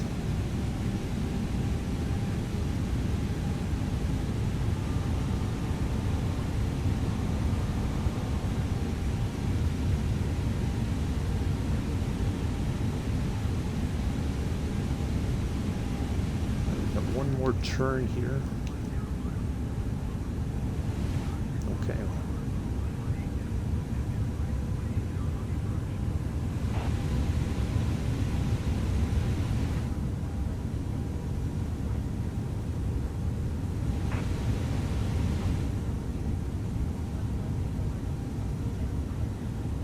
All right.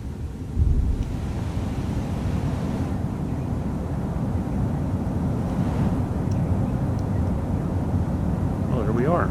Oh, let's hit the approach mode for ILS. Let's get everything lined up. We'll hit the equalizer.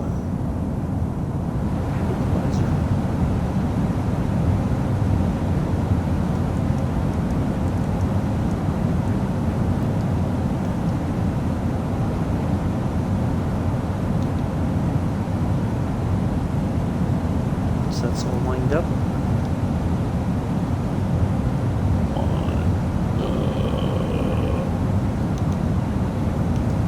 Localizer. Approach mode. This other diamond is in the middle. We are still kind of high, it looks like. Wow.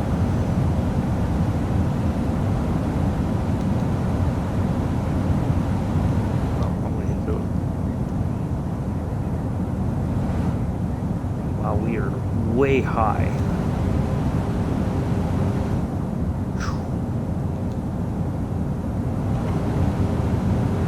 Alright, I'm gonna have to land this maybe.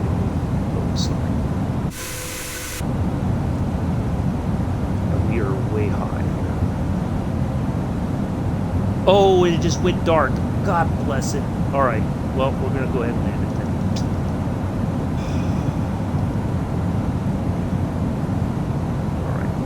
Alright, I gotta focus. Sorry.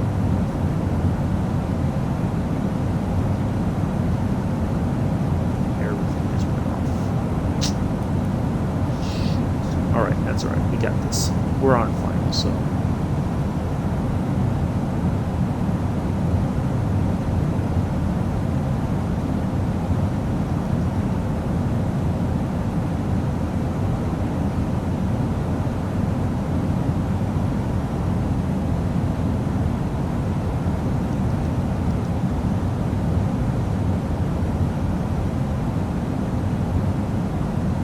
It was like a quick glitch, and then I was outside and then it stuttered or something, and then all of a sudden everything went off. Fantastic.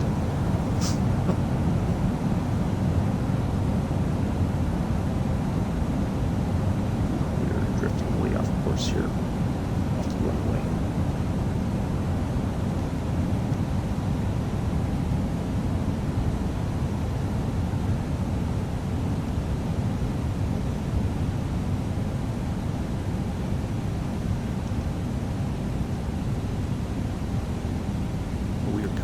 Hot.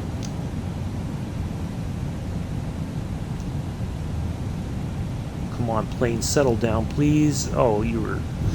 Shoot. Ooh. Little bump. Alright, there we are. Wow. Alright. On behalf of myself and the entire flight crew, we'd like to welcome you to Austin, Texas. Local time is 7:30, 7:40 in the morning. All right, there we go.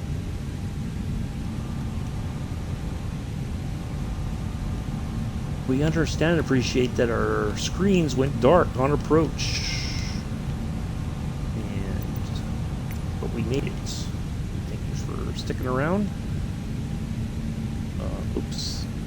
Go forward a little bit more.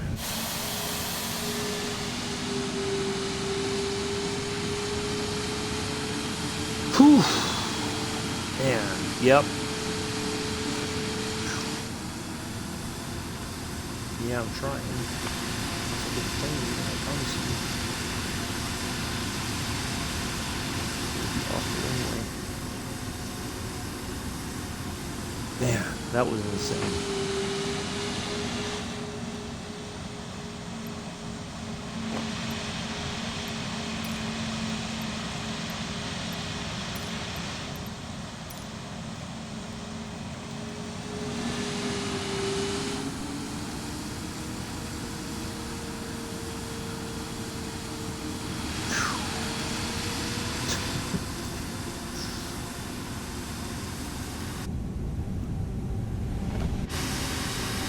At least we moved.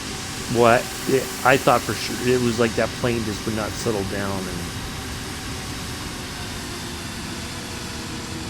We're gonna do that.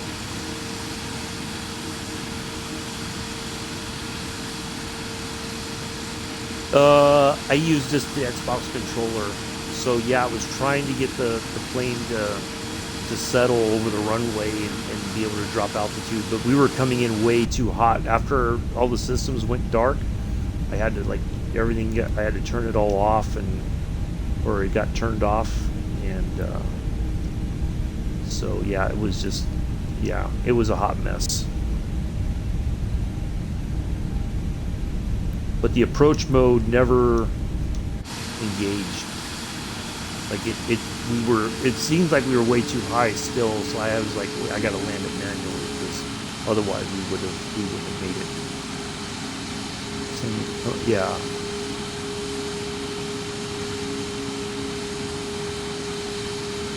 Yeah, most people, the joysticks, most people say that they're just not, to get a Velocity 1 or an Alpha Yoke or something like that. But those aren't cheap, so I just do the best I can with what I have. Maybe one day I'll, when the time comes and I get a computer, I'll have all that stuff. But right now, it's just, I would like to have it, but I just don't have. We were talking about it yesterday with Sergeant Staff. I just don't have the room. I mean, I could probably make the room, but it's just like, I don't know. I'm not made of money, so that's why I'm like, I'd like to get a computer system for all that stuff, and then that way I can have a nice computer desk and put everything in a spot that makes sense. So.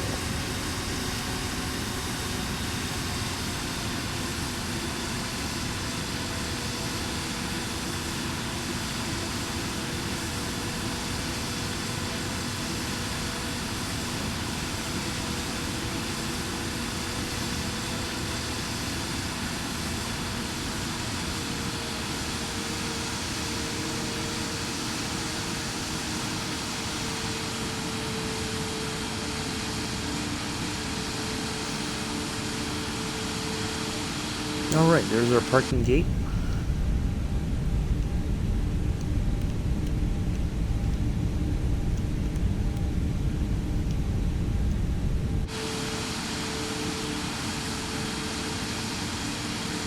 So we'll pop over into the Concorde real quick. I'll show you guys all this stuff.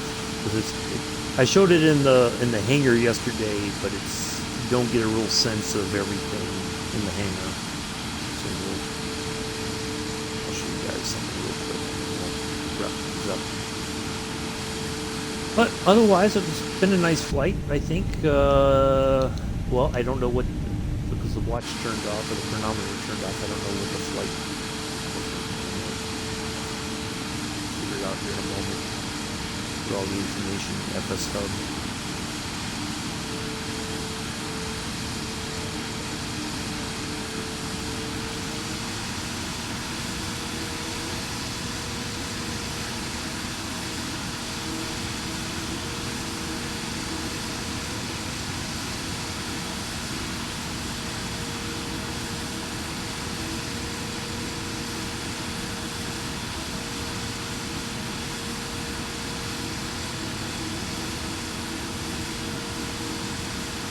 But what I did, no, it's on. It's I've had it happen in the A320. Like I did a flight from to Nice. I think it was one of the first. It was either the first or second flight I'd done in the A320, something like that. It was very early on when I was streaming, and we were on approach, and then bam, everything went dark.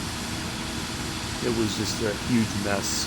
So it's happened before, but there's no like. Some people say it's a memory problem. Some people say, well, you need to run with rolling cache on. Some people are like, no, you don't. It's just one of those weird things that you just never know when it'll happen. It was like there was a glitch, like there was a stutter, and then everything turned off. So, yeah, I don't know. It's one of those weird things that even if I go in the forums and say this is what happened, they'll be like, well, are you doing this, this, and this? You know, there's like a whole bunch of questions, and people will say, well, you should be running, you know, like four gigs of rolling cache. That should solve it. And other people are like, no, you know, it's just, yeah, I don't know. But we made it. It's fine. We knew, but yeah, even at 2,800 feet, seemed to be very high for approach. And it may have just been that I waited too long to engage the ILS system, because the diamond that was supposed to be on this side just like disappeared before everything shut off. So I don't know. Yeah, there's no telling what did what and why or how. There we go.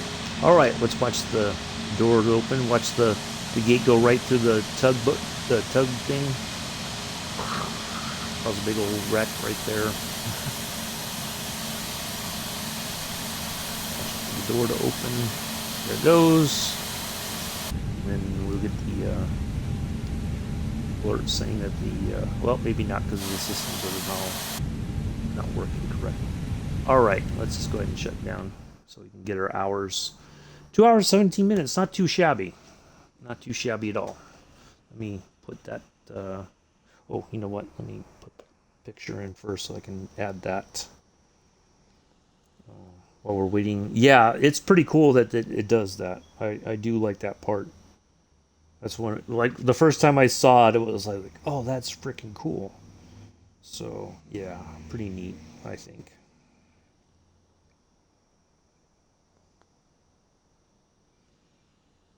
Get the flight picture in. Ta-da! All right, there we go. And then let's get the FS Hub open. Airline portal. Flight. Went from. Oh, we gotta find the A321neo. There we go. KPHX departed at 11:02. Oops. UTC, and we went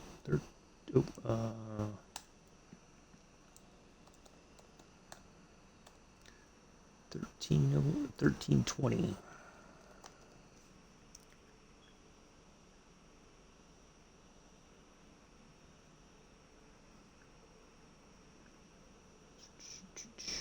Submit,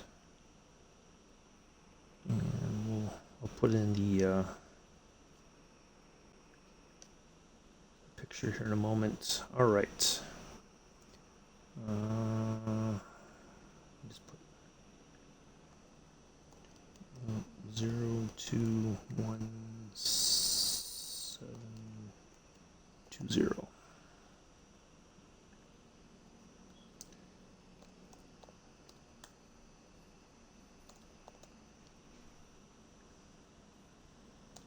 All right, there we go. All right, so let's go pop into the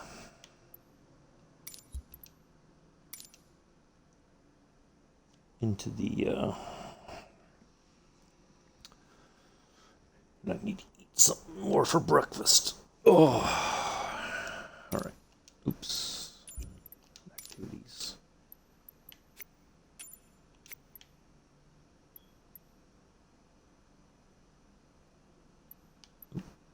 Should be right. There it is, right there. All right.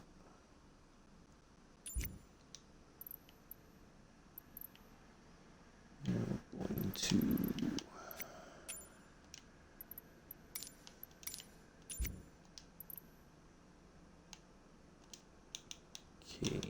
KJFK.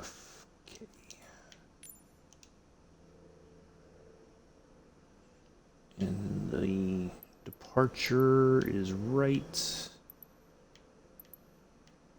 There it is, Bravo 1. All right. Even though it says medium, it's not.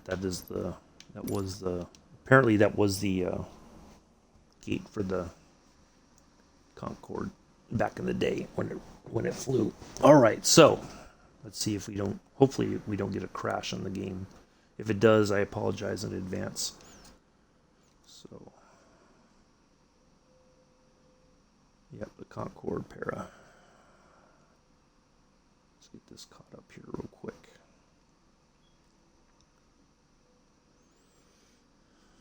All right, so once we get loaded in here, I'll show you. So yeah, checklist for the entire flight. All right, here we are. So there it is. So if I open this up, this is everything you got to do. You have 20 items for the before, 23 for the start, 19 for the taxi, 25 for the takeoff. So like the fuel transfer rearward, you have to do all these things along the way. Now I think there's an automated flight engine, or the flight engineer will take care of that if you want it to.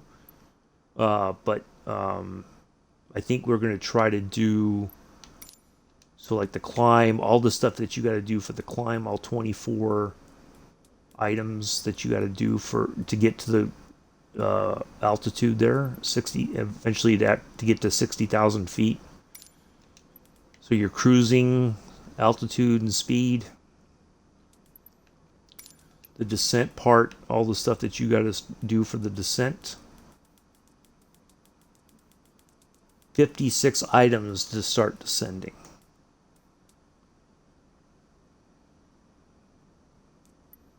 And then on approach, all the stuff that you do. Now there is an auto land. You can turn that on. That's a button right there. So it'll land for you if you want, and then your touchdown, and then going to your gate and all that. Yeah, it's very complicated, but that's the whole thing right there from start to finish. All that stuff to do. But yeah, look at here. I'll show you. We'll zoom around here. So, but this is the whole flight panel. So you have all this stuff to monitor your engines and everything, just for the pilots and co-pilot to monitor. Your center of gravity stuff, you got to keep that in check. So all your guidance systems, the whole, the panel that is very, there's a lot less buttons in the A321 or the A320, for instance, probably even in the 747. This is all this stuff that you got to do. And you have to dial in, I think, the frequency for the ILS approach. You dial in the nav radio right there when you're coming in for landing. But there's the whole flight engineer panel. Look at that. All the stuff. That's just there's a bunch of switches over here that you have to do to get the plane started up, get the engine started, and all that. So yeah, it's a very long process. And then you have this table here with a bunch of different information, a notepad.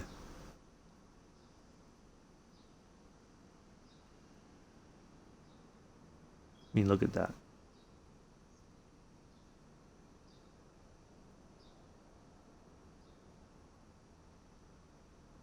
And then you have a reminder thing over here about your fuel.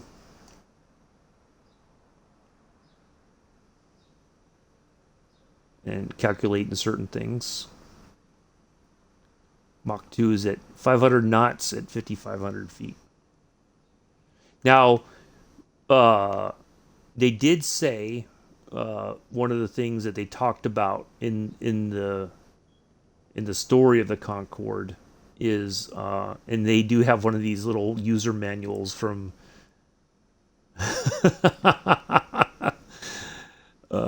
Dean put that in there as a bit of a part of a thing for the. What does that look like? This little sink right there, huh? But anyway, back here, I'll show. We'll go through the cabin here. But look at all this stuff, all the whole electrical system here, all the oh, I can't even think of the name of it right now. But anyway, all right, let's go through here. All right, so here's the galley.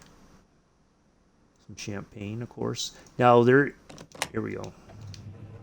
Open the bathroom door. There's your fancy loo.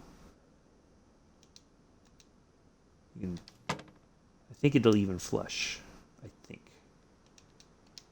Yep. Look at that.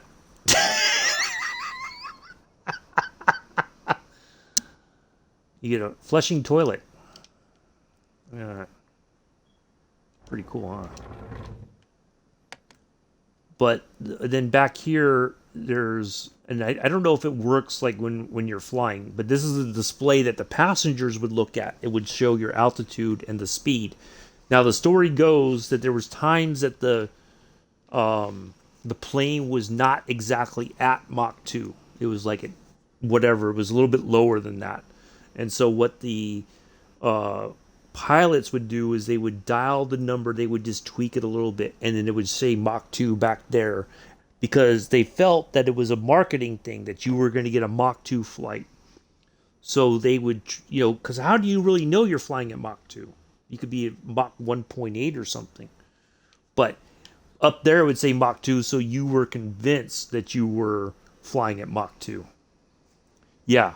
Basically, that's what it was, Patrice. Yeah. Well, no, it's not. No, it's actually you can find it on Amazon or on eBay, the user manual. That book, you can actually buy that on eBay or Amazon, and it shows like all the design and a bunch of all kinds of information. There's a whole series of those books for all kinds of different aircraft. I think there's one for like the 747. There's even one for one of the Lotus F1 cars, I think. Or maybe it's the McLaren. One of the older F1 cars, you can have like a user manual or something like that. But that actually, I think, well, there's a switch you can click that will unlock that door as well. And you can open the door. I think, let's see if we can find it. I think it's over here somewhere.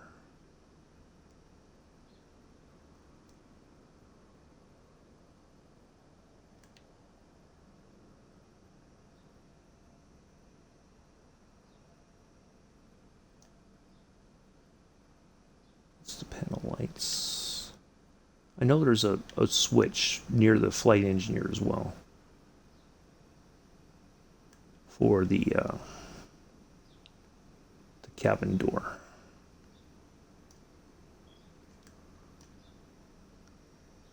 That should be it.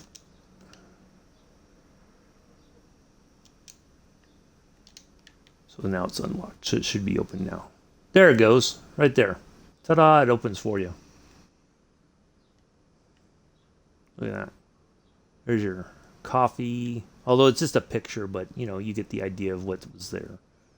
Coffee makers and you got your champagne there. I'm sure there's caviar somewhere. But yeah, I don't know. I think that's the only loo that works that flushes. But let's see if we can. Yeah, I think that's the only one that opens right there is this one right here.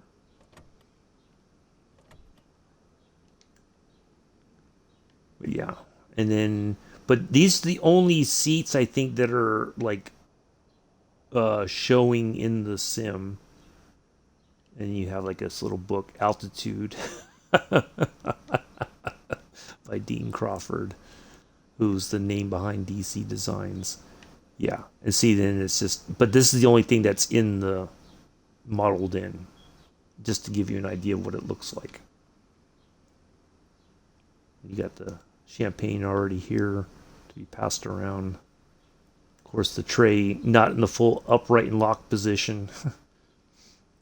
But yeah, so we'll find out if this actually shows anything once the plane started up and we're backing up, or eventually we'll do all that. But we'll see what the pilot or what the passengers see on this display. Yeah, it is a lot, definitely. It's not an easy plane. Like the first time I tried it, I was like, I didn't know what I was doing, and I when I was starting the descent, I was like, oh, let me just start descending from here, and it was like, nope. It was a hot mess, so I totally crashed the Concorde. There's like a little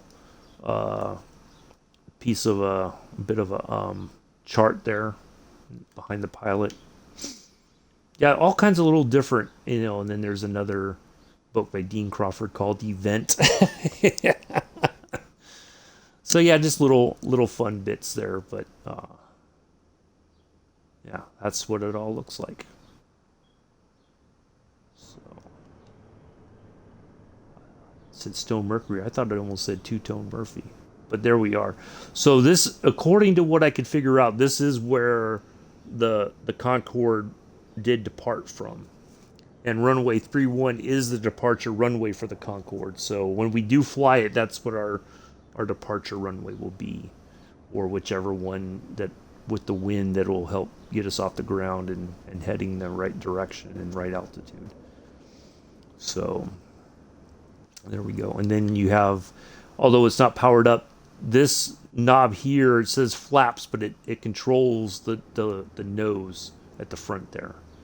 So when you're like taxiing, you have the nose down a little bit. It gives you a better field of view, and then you keep it at a certain percentage for takeoff, and then once you start climbing, you do kind of, it'll look like this, and then that's so that helps the plane get to Mach 2, because the normal windows would not be able to handle the pressure the way that they're designed, so they added this nose that will drop or raise as needed, depending on what you're doing in the flight. So, but yeah, there it is.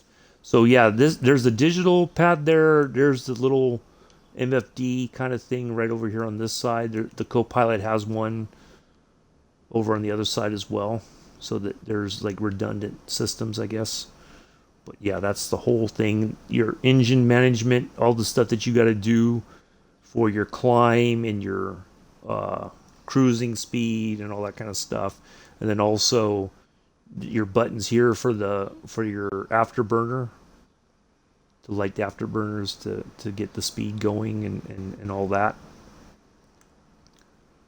Your parking brake, all your radio stuff, but those are all like small digital displays, but generally everything is all analog. So that's what it all looks like. What I may do for the first flight, because it'll take a while, but we'll go through the whole startup for the flight and show you guys all the little particular things. But it should go a little bit easier once I have the keyboard and mouse. It should go fairly well. So yeah, that's the plan. So anyway, that's what it all looks like, folks. But we'll spend most of our time for the startup will be here until we get the engine. We'll start, I think we start 2 and 3. The engine's 2 and it goes like 3, then 2, then we push back, and then we start the last 2, 1 and 4, the outboard engines. And then we're powered up and ready to go. And then I did do a practice. We backed up here there's not a lot of room to maneuver, but once we get the plane moving, we'll taxi out and all that for our departure. So that's what it looks like though. And this does look. I mean, JFK, like when I was trying to fly the 747 out of here, the airport did not look very good. Like it was very kind of like yuck. But this looks pretty decent. Other than the roads look. You got this situation right here, but otherwise, I think it looks pretty good. It gives you a pretty decent representation. There is like a little train system that takes you from different parts of the airport to other gates or whatever. So you're not rushing across from one point to the other underground or whatever. You just hop on. You go out here, walk across, catch the tram to the next station. Saves you a bit of time, but yeah. There it is. So that's what we got to look forward to here coming up in September. But at the end of August, like I said, once I complete the flight to Indonesia on the 17th of August, so in about 2 weeks from tomorrow, we're going to do that Monday, Tuesday, Wednesday, those last 3 legs. And then we're going to, I'll take about 5 days off. But one of the days I'm setting aside, and it's just going to be, it might be 2 days in a row. The first flight I'm going to take off from here, get to Heathrow, but I'm going to follow the checklist, and that should make for a successful flight. That's the key, especially the descent part. Like, because you have to keep the nose at a certain angle, because what they say is the ground effects of the wing. You have to make the plane fly a certain way so that you're descending, but you're not like losing speed as well, or causing the plane to just like completely fall out of the sky and crash. So I was near the descent point for to come into JFK, and I totally screwed it up. So yeah, I think I think it'll be fun. I think you guys will enjoy it, hopefully. So yeah, that's the plan. So we will get that done, and you don't have to fly along with me. It'll be just a nice fun flight we'll do like on a one day. Yeah, 4 engines. Yeah, 2 on each side.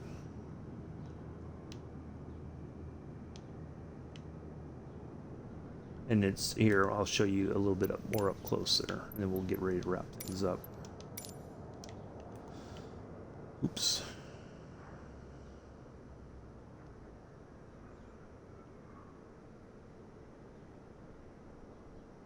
So yeah, the way this is designed, the way that the air goes into here, there's like these doors or whatever that open and close as needed to feed the air into the engines and all that along the way.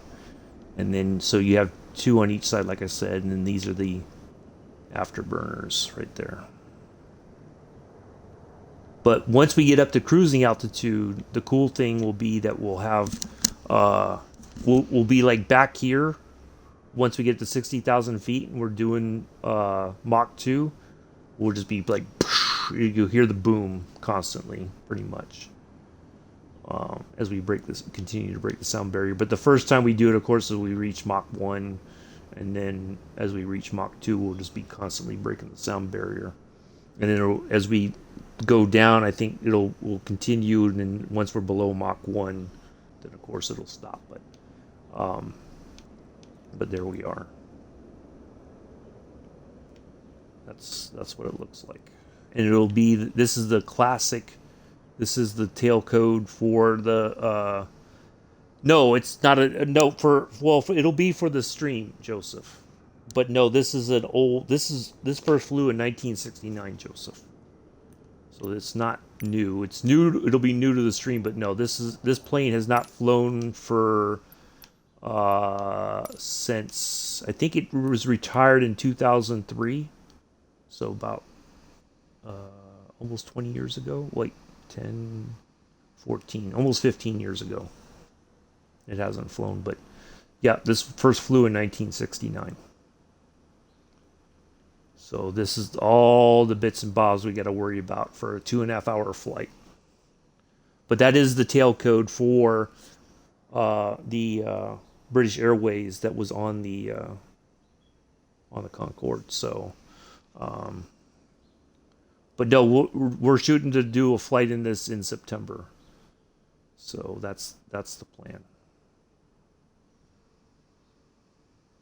Yeah, there was a crash I think in 2000, and then like a couple years later their rumor was that they think that it could have flown even longer, but it was there was some problems and there was a crash. I think I can't remember where the crash was. I'd have to look it up, but yeah. Oh, here, Joseph, come here. Sit tight for a second. Watch this. You'll get a kick out of this since you like talking about the bathroom. Watch this. There's your private loo, Joseph. You ready? You can lift up the toilet lid. Huh? Look at that. And then, you ready? It even flushes for you.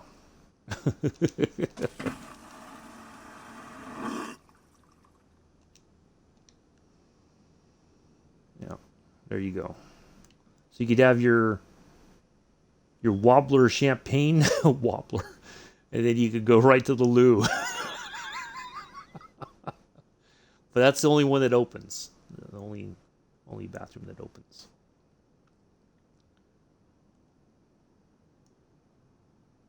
But I don't think the faucet doesn't work or anything like that. I figured that you'd get a kick out of that, Joseph. So, anyways, so that's what we got to look forward to.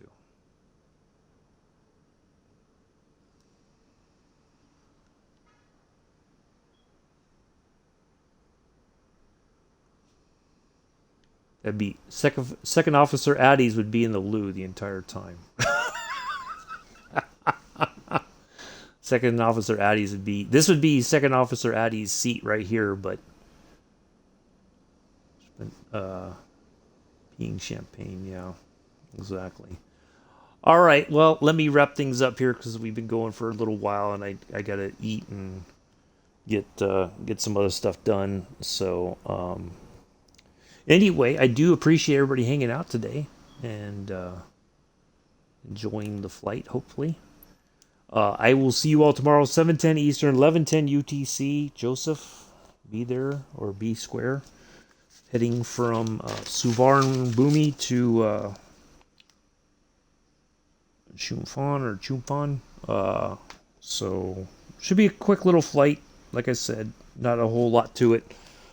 We just only have the one nav point, and then we're going to turn in and get ready to land, so it should be fairly straightforward. Not a lot of spills and thrills, I don't think. So do join us if you want to fly. I'm more than happy to have you along. If not, more than happy to have you watch. I have been in... Oh, wait. I'm getting ahead of myself. How long the flight? Tomorrow should be about... hold on a second. The longest part will be... hold on, let me look. Let me calculate real quick, and I'll tell you before we go. For 126. So the first leg is going to be about an hour and 6 minutes. Probably about an hour, roughly. Maybe just under an hour, and then everything after that's going to be very quick. We only have from there we turn for 44 nautical miles, then 7, and then another like 9 nautical miles to our runway. So probably about an hour. I'm going to say an hour 45, rough estimate, but it'll probably be a little bit below that. So if you want to join, you're more than welcome to. If not, it's perfectly fine. Take care, Patrice. So anyway, yeah, do enjoy the rest of your Tuesday, morning, afternoon, evening, early Wednesday, depending on where you are in the world, wherever that may be. I have been in your host and pilot, Uncle B. Until tomorrow, peace, live long and prosper.